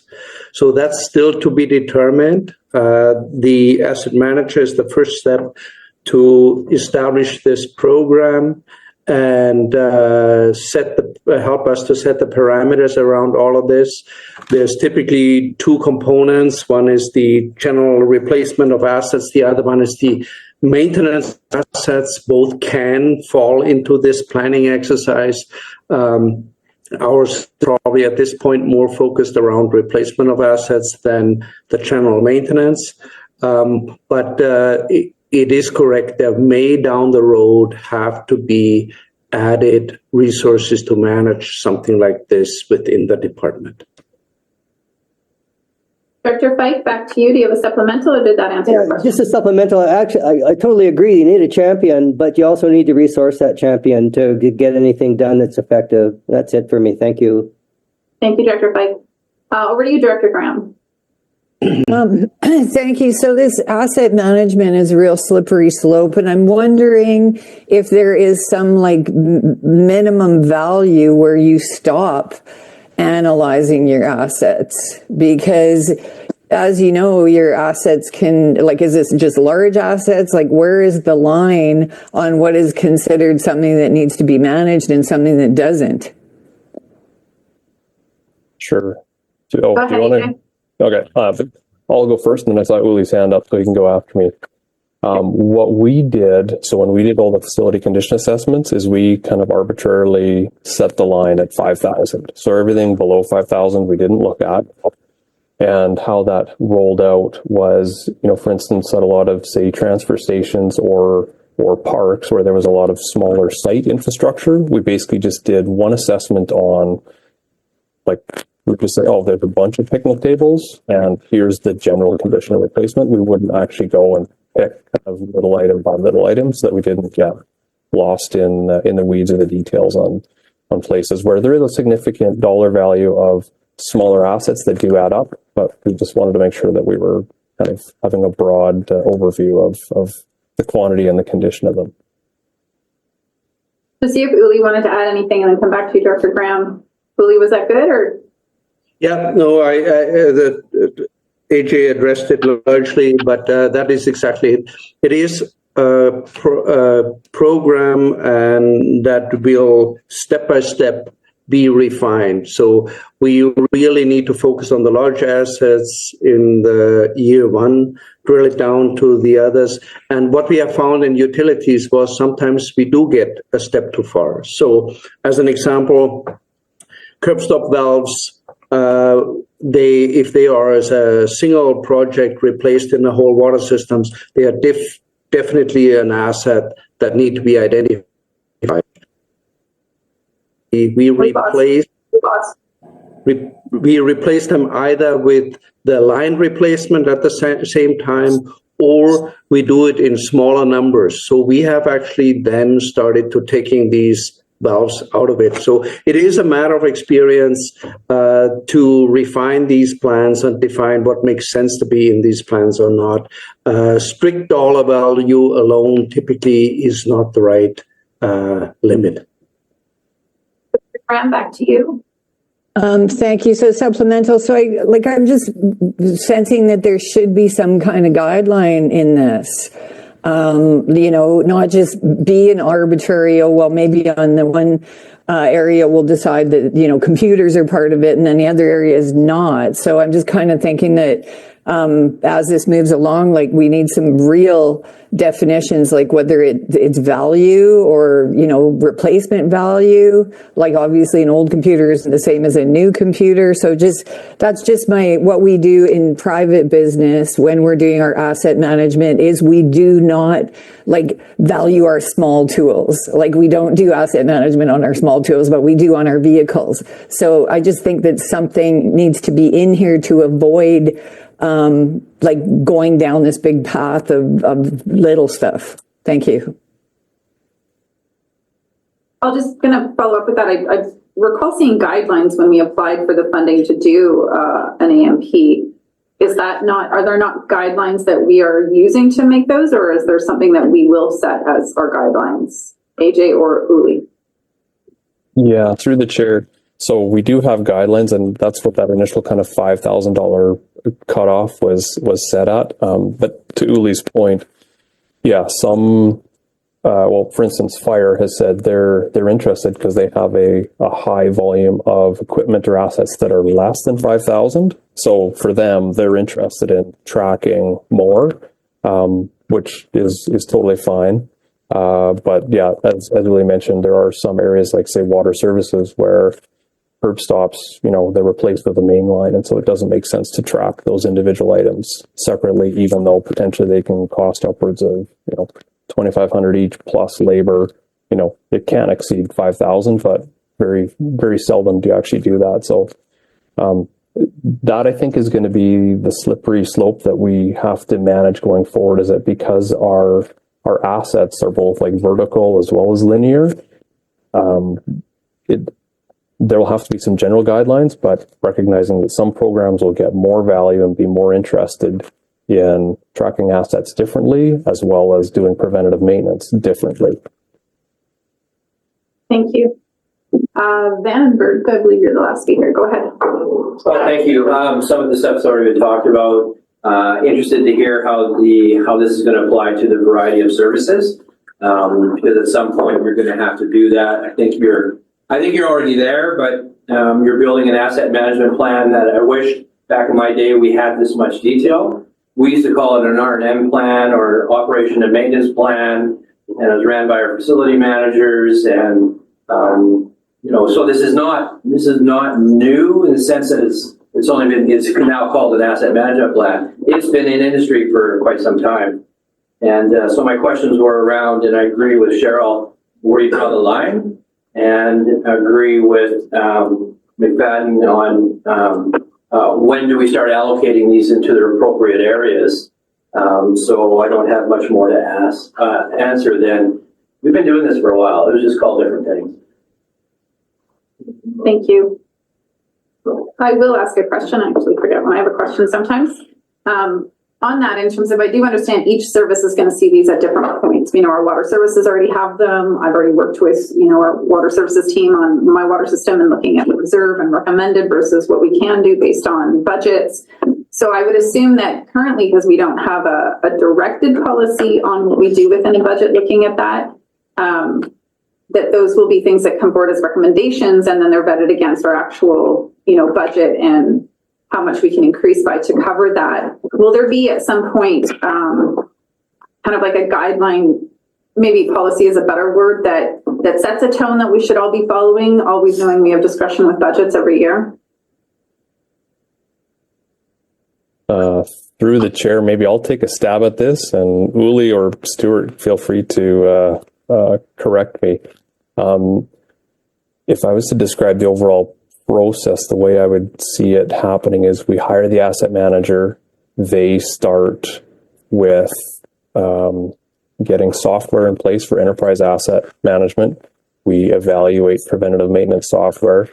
And then once we have all of our existing inventory in that software that tells us generally here's where we're at from a facility condition index, asset by asset, service by service, that's when that asset manager is probably going to start liaising, coordinating with the different departments and basically saying, here's a condition of your stuff, here's what needs to be done in the next 1, 5, 10 years, here's where your reserves are at, and here's what you need to do to get there. And then from there, we'll have to come up with some sort of, policy, procedure, guidelines of how do we get there? Is it realistic? Do we need a longer time frame? Do we need to look at service reductions? Do we need to look at, demolishing and replacing versus modernizing? There's a whole bunch of different aspects that can affect that each of those assets.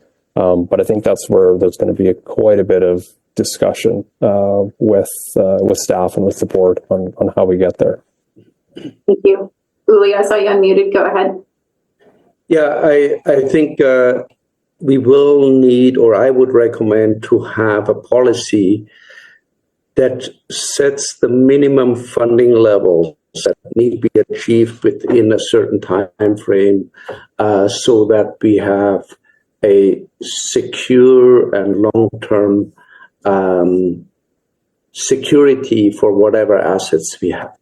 So I think it can't be that you have in one department only 5% of your asset needs funded and others are at 80. I think we need to achieve a safe threshold that we define and the board approves that we are working towards in regards of our asset funding. We likely need as well a policy where we say we accept that a certain level of asset replacement can be funded by borrowing of money. And you can even go so far that you make assumptions how much grants are available. But I think that's the piece that should be in policy where you direct staff, and that's not going to happen in year 1 or 2. This will be a 5 or 10 year exercise to get there, but that we define the threshold of funding that we want to see in all services. Thank you. Okay, then. Thank you so much, AJ. Really great report. Looks like we'll be talking to you again in the future. All right. Thank you. Thank you. Making sure that was it on the list. Okay. All right. 6.2.5, we have a motion here for services agreements. First one on the list is West Creston. Who would like to make that motion? Vandenberg. And if I may, before I start, these are 1-year extensions, qualifying question before. These are 1-year extensions. Is the reason why we're just going the 1 year? Is it because of, well, I don't know why it's because of, why are we not just putting together, when will contracts be longer than the 1-year extensions? Through the chair, the 5-year terms all expired on this, and we haven't had time to sit down with the town to go through terms of a new agreement. We want to consolidate some of them as well, hopefully. Get them on the same template because they were staggered to begin with. So it's a matter of just giving us time to do that. Okay. I'll go wait. The board authorized 1-year extension of West Creston Fire Protection Services Agreement with the town of Creston to December 31st, 2025. And that the chair and corporate officer be authorized to sign necessary documents. Do I have a second? Thank you, Tierney. Discussion? All those in favor? Opposed? Carried. Thank you. The next one is Canyon. That the board authorized 1-year extension to the Canyon Lister Fire Protection Service Agreement with Town of Creston through December 31st, 2025, and further the board chair and corporate officer be authorized to sign the necessary documents. Thank you. Second. Thank you, Vandenberg. Discussion? All those in favor? Opposed? Carried. And another one for Canyon. That the board authorized a 1-year extension of the Canyon Lister Fire Hall Lease Agreement with the Town of Creston to December 31st, 2025, and authorized that the board chair and corporate officer be authorized to sign the necessary documents. Thank you. Second. Thank you, Jackman. Discussion? Yep. Question. Yeah, through the chair, it's really easy. I didn't understand, I didn't realize we had a lease agreement for that hall where it's Window Lakeview. We said we're going to manage it. Can I get information? It doesn't have to be here now before the board, but I'm quite curious as to what that was.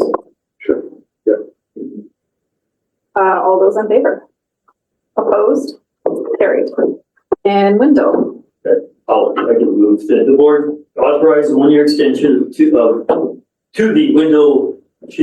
Window Lakeview Fire Protection Service Agreement with Town of Creston through December 31st, 2025, and further as listed. Thank you. Second. Thank you, Vandenberg. Question? Go ahead. And then back to Jackman. Go ahead, Vandenberg. Yes, question. I looked at the agreement and it's dated 2024.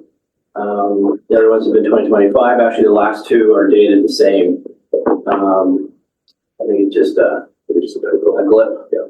A glitch. I've just made that glitch. Are those in my file folder today, Ange? Because I'll check them before I sign them. No, the contracts are not printed. Okay. All right, all those in, oh, sorry, Jackman, go ahead. Sure. So I could ask this on any of them, I guess. When we sat down with Tristan and looked at the 5-year plan, he held with the same numbers as are in the 2024 financial plan at a 3% lift as CPI. Are we to assume he's going to be 3.3 or what's the inflation amount going to be? Through the chair, I don't know the inflation amount the town used. We have received from their director of finance the numbers for this year. I don't know if Tristan would have had those before meeting with you, though. So that might have been a place, it definitely didn't have them then. So that would have been a placeholder. We do have the updated amount since then, so we should circulate that to the director so you're aware what they are, but I don't remember the inflation rate they used off the top of my head. So supplemental. Yep. And what would be helpful along with that information, I know that CEO Moore was talking about, and Jared Rail, Chief Rail as well, they were tracking how many hours they're doing for all of these ancillary things they do, ambulance, this, or whatever, road rescue, they're recovering costs on. And then they were going to do some kind of adjustment based on what they're doing over and above what they might have thought they were going to do years ago when we entered into this agreement. Is that in any way part of this extension and what the price be based on, or is that all part of the future agreement? Through the chair, I'll have to take that away and get an answer to that. Just, CEO Moore's talked about. Okay. Okay, all those in favor? Opposed? Carried. And the last one. Arrow Creek. So the board authorized a one-year extension to the fire protection and assistance response agreement for Arrow Creek Fire Protection Service Area with the town of Crescent to December 31st, 2025. And further that the board and corporate officer be authorized to sign the necessary document. Second. Thank you, Weatherhead. Discussion? All those in favor? Opposed? Carried. Thank you. Okay, grants. We'll just start with discretionary, noting Director Popoff, yours got in there. It's correct. You're good. Yes. Would you like to move the motion? I move the motion. Thank you. And sorry, I'm just double checking. Sorry. And Director Graham, I just double checked your grant as well, and they did change the request. So you're good with the application that's in there now? Okay, good. So moved, Graham, you second that? Good discussion. Lockwood. I have a question that I was asked. Somebody was looking up the information on our agenda, and the application is on there, and it says following documents or whatever. I don't, sorry, I forgot my piece of paper that they wrote it down on. And I'm wondering, where do we direct people, because it's not in the agenda, the information that's attached that they were supposed to attach. Where do we send people? That'd be grants.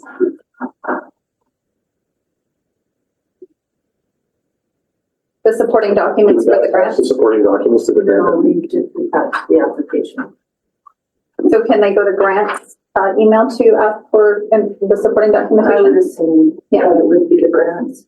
Yeah, it's just, sometimes with those supporting documents, there's private and personal information. So I think they just include the application, which is the supporting documents is extra.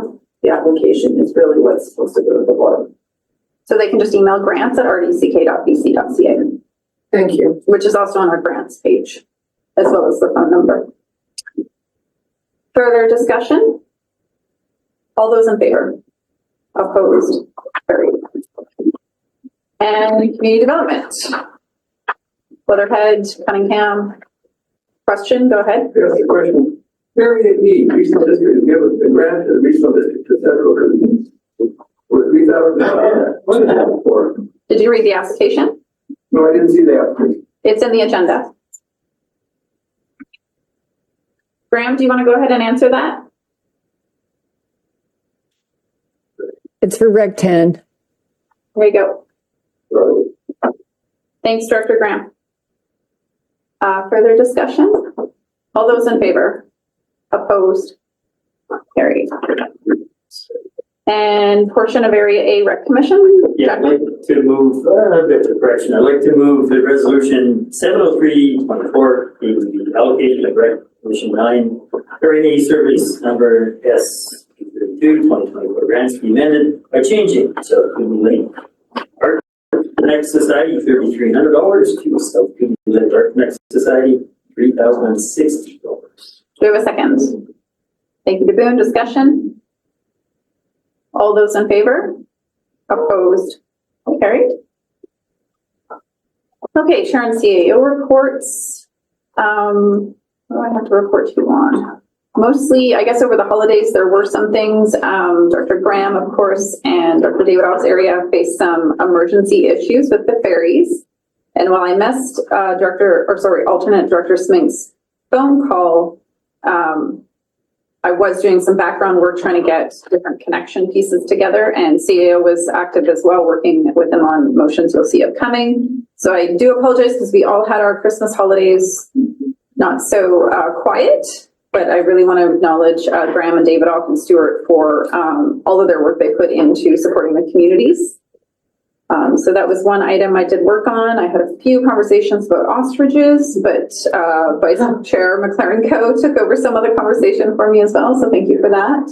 It's mostly just people asking for information. What are we doing? Some people think we're the ones doing it. So it's clarifying that kind of stuff. I didn't have any meetings as chair. And our meeting request regarding the new wildfire program has not been received yet, and I believe that ministry is still setting up, but we have staff working on a briefing note. And I did discuss with the ASAP team to look at doing a delegation with this board. So they're going to do that once they've finalized their kind of presentation for general rural areas looking at that program, and they also help inform some of the briefing note on how it did work for them and why interjecting us in the middle of it did not make sense. They provided some really good insight. So Dan's actually working on that briefing note, and then we'll resubmit our request to our MLA's new ministry office with a briefing note and the letter that the board directed. Executive, was there anything else that we recall working on at this time? The forestry letter is still in draft form. And what we're doing with that one, often letters that the board directs, the board writes a letter of support. It's generally pretty straightforward. That forestry one was a little more convoluted because we had a lot of discussion, but the motion remained the same. So I'm putting that one through the executive. Christine did a template, just very basic, and then Jackman started with his edits. It'll go McLaren Co, and then I'll do the final. So that one's a bit delayed, just because we're wanting to make sure we stick to what the board discussion was.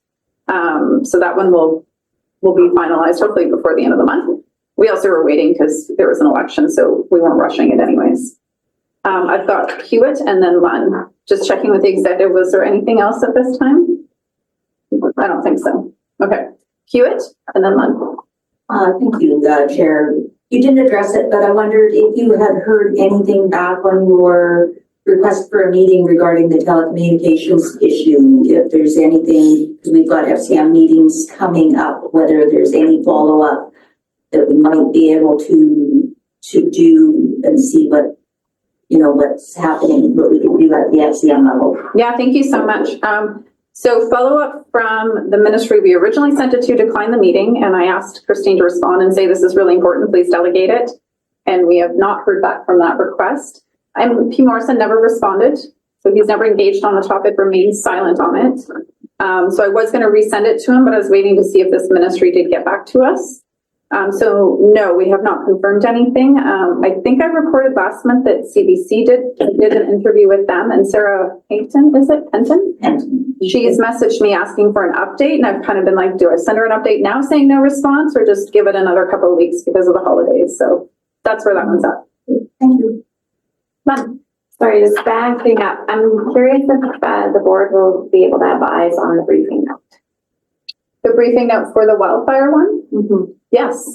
Yeah, not generally before we submit it, but once we submit it, we will. Yeah. And I should add that Dan is also working with the Kootenai Boundary information. They also wrote a letter. So he's working on kind of conglomerating all of that. And he said it was super helpful. So once it's completed, we can make sure the board gets a copy of that, as well as the letter. We're doing both. And we'll let you know when we get the meeting. We know we'll get the meeting for that one. It's just depending on that ministry getting set up, is my assumption. Okay. And possibly, ferry issues and ostriches in between maybe. Any other questions for me? Over to you, CAO. Through the chair, just an update on the Fire Safety Act work that for the committee that I've been on. We had a meeting with all the RDCAOs across the province just to see how things were going in terms of investigations that might have occurred. The UFC attended that meeting, got some feedback, and we're just debriefing it next Wednesday. So it's trying to iron out those expectations that we talked about last month and that were raised when the regulatory bylaws were changed in terms of what the expectation of the UFC is on regional district staff and potential resources to support fire investigations. We went through that process thinking that it would be all on the OFC if we wanted it to be. And then now that things are actually rolling out, there seems to be an expectation from the OFC that we provide resources or staff, and we're trying to make sure that we set that expectation appropriately and make sure that they know that they said they would do it, and we expect them to be doing it. Thank you. Thank you. Big one. Okay, any questions for CAO? Okay, then we will move to Rule Affairs Committee. Sure, thanks. So we, as normal, we were delegated authority by the board to receive delegations with respect to land use applications and or enforcement actions. We had something a little unusual. We had a delegation to elaborate and answer further questions with respect to the report we got from Mr. Morrison on community works funding. That was quite interesting. We had two of our municipal partners sitting in with us, which I thought was quite good and appropriate. However, under the regular business, we had delegations either online or in the room on 4 business items, 7.1 through 7.4, and out of that we have 4 recommendations. I'd like to move the first 2 recommendations as a block. They are both in area G. They are both pertaining to the property owned by the Richards. They're both to, so the descriptions are different in detail of the non-compliance or offense is different. But as a block, I'd like to move the corporate officer of the regional district center could be directed to file a notice with the Land Title Office and Survey Authority of British Columbia stating the resolution made under section 57 at the addresses as described for the reasons as described. Second, Cunningham, thank you. Discussion? All those in favor? Opposed? Carried? The other 2, these are going to be separately, probably. So the third recommendation, electronic aid. This is a development variance permit application from Devon. Area A window to move the board approve the issuance of a development variance permit, the 241 8A to Forest Edmond for the property located at 1180 Wigan Road, Area A, legally described, and for the 3 items being varied as listed in the agenda. Thank you. And do we have a second? Annenberg? No. Discussion? Oh, Lund. You're not Lund, you're Maine. Go ahead, Maine. Thank you. This application for development variance permit, which was approved, I found very interesting because it involved the replacement of a building that had been there historically. It's being replaced by something that was relocated on the property that increased the viability of small truck farming on that piece of property. And so it was a really good example to me of how, a little movement here and there can make a big difference to a family and to a business. Thank you. Yeah. Interesting thing we didn't cover, that house is adjacent to the cyclone, which pulls all the sawdust off of the main Wenger Mills. And if I was rebuilding that house, I would also move it further west and planted rural trees. There's a history to every site. Thank you. All those in favor? Opposed? Carried. And I no longer have to deal with noise complaints on that from the previous owner, Chair. Anyway, recommendation number 4 is development variance permit Windle Foods Limited, also Area A, so they have new owners who are rebranding from the old brand to a chemical station. So I move that the board approve the issuance of a development variance permit B2412A to Windle Foods Limited Incorporated as further described there. Do we have a second? Thank you, Devon. Discussion? All those in favor? Opposed? Carried. Okay, over to Director's motions. We have 2 from Director Davidoff and 1 from Director Graham, and then I'll have Newell with the notice of motion. So we'll go ahead to Director Davidoff for 8.1. Yeah, thank you, Chair. And I would appreciate the board's consideration of giving me a couple of extra minutes because of the complexity of this situation that we're dealing with, if that's okay. Director Davidoff, I'm going to ask you to stick to 2 minutes as best as possible. You have 2 motions, 2 minutes per, and then discussion, because we are That's generally what we'll do. So if you can be within that timeline, that'd be great. We're pretty familiar with the situation. Go ahead. Okay, thank you, Chair. So first of all, the first motion says that the chair write a letter on behalf of the RDCK Board to the Minister of Transportation and Transit, requesting the BC government implement meaningful consultation, automatic standing, hearings in impacted communities, and priority recognition of the mental health and welfare impacts on BC residents in the BC Labor Relations Code Essential Services provisions, requiring the BC Labor Relations Board to consider these community needs before it can cut any BC residents only link and lifeline to all of the essential services that they rely upon for their health and safety and welfare. This motion applies not just Hold on. Let's take a second and then we'll keep going. Is there a second? A second for discussion. Okay, it's been seconded. It's on the floor. Go ahead, David. Thank you. This motion is different from the second motion in that this motion applies to any link, highway, ferry, anything. The Labor Relations Board addresses disputes between employers and unions, and the Minister of Labor has jurisdiction to order something essential, and the LRB can initiate that, or one of the parties to the disputes can initiate that. The problem we have is that the community impacted and the BC residents impacted do not have standing at that board because they're not a party to the dispute, and obtaining standing is incredibly difficult. We also found in this situation with the Glade and Harrop Proctor ferries dispute, the meaningful consultation piece, which has been so eloquently addressed at the Supreme Court of Canada, was something that wasn't happening. There was no hearing in our communities dealing with this. And the mental health and welfare impacts of residents who felt trapped and being used as pawns in a labor dispute, and we're not getting into taking sides here, they could not believe what was happening to them. And so the key things, that has to change in the labor code. Right now, there's a report on the labor minister's desk with respect to changes to, or potential changes to the BC Labor Relations Code. This letter is going to the Minister of Transportation and Transit because inland ferries are within the jurisdiction of the Minister of Transportation and Transit. They're part of the interior highway links. So this is changing the process at the LRB to provide the items that are in the motion. And I'll stop there.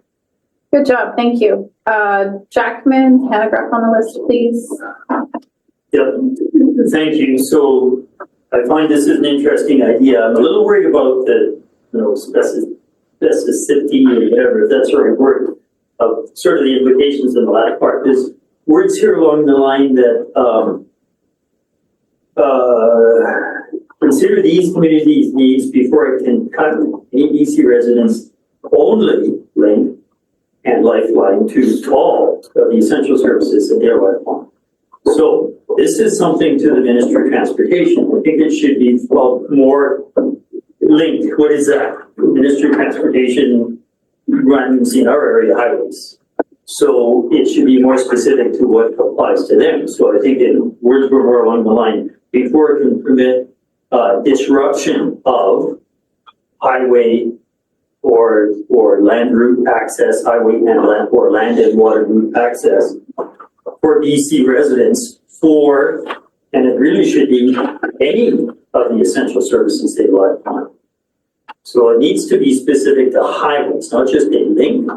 And we can't say all of the essential services because I think that's too broad. So just throwing ideas out there to maybe broaden it out where we then actually maybe be a little more relevant to the Kootenay Lake Ferry and other locations as well.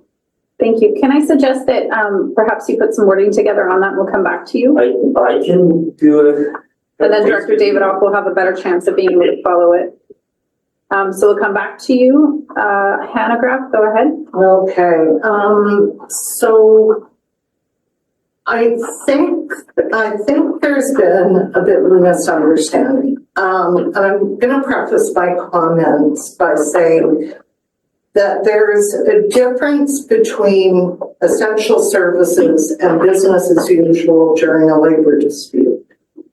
And essential service orders typically involve reduced levels of service while maintaining certain things to a certain level. So in this case, what the Labor Board ordered was a reduction from on-demand ferry service from Herrick Proctor and Glade to scheduled ferry service from Herrick Proctor and Glade.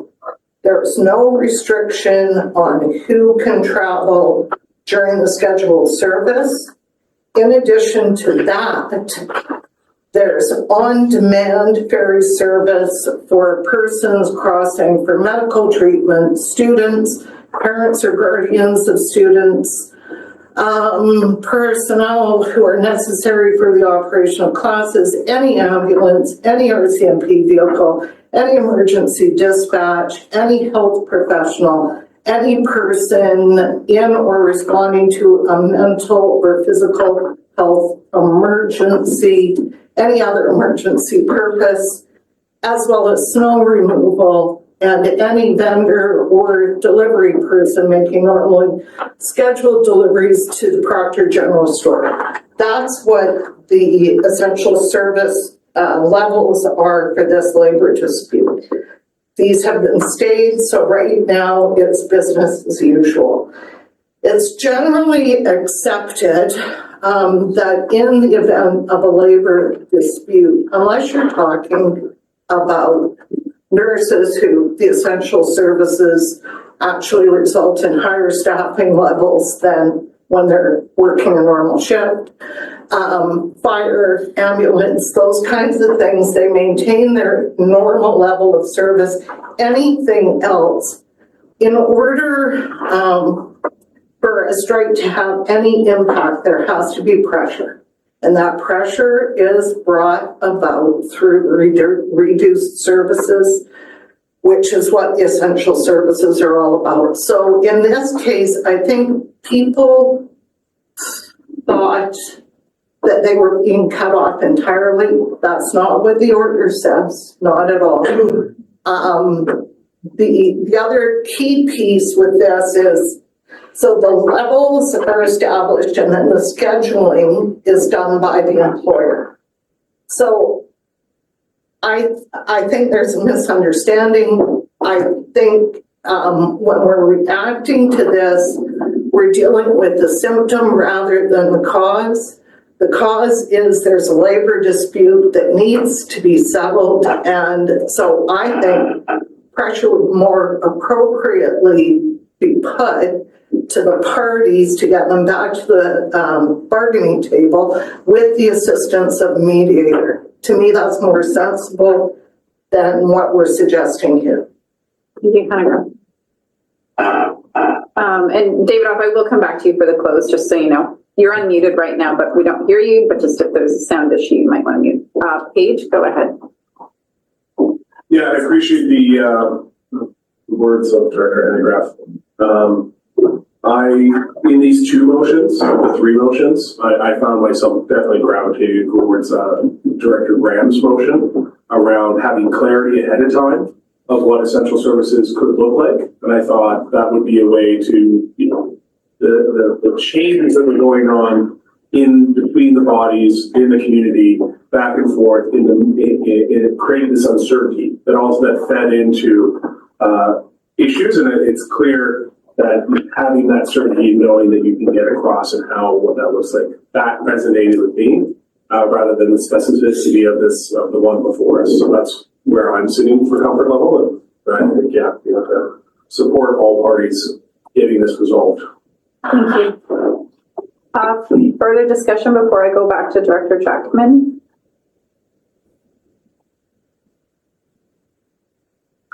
over to you. There's someone else on the list. Oh, I will again go back to David off for a close.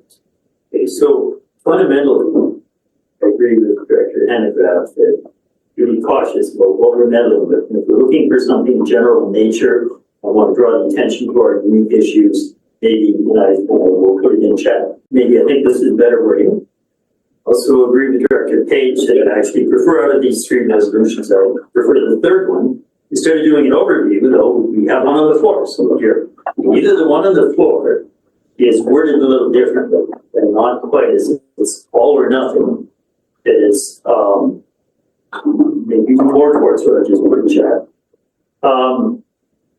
And even at that, I question if we lack confidence in that, is that not what the LRB already does?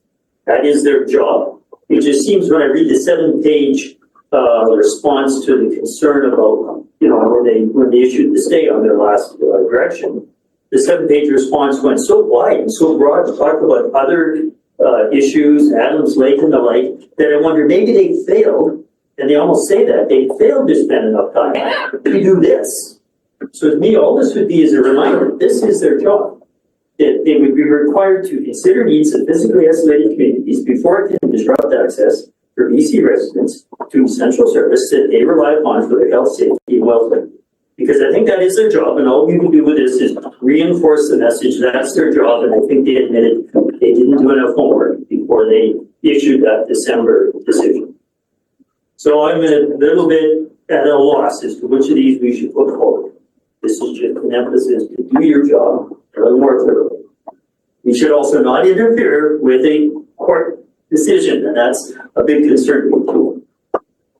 Okay, so the options in front of us is you could move that as an amendment. We could deal with the amendment and then go back to the original motion. We can keep the motion as is, take the vote.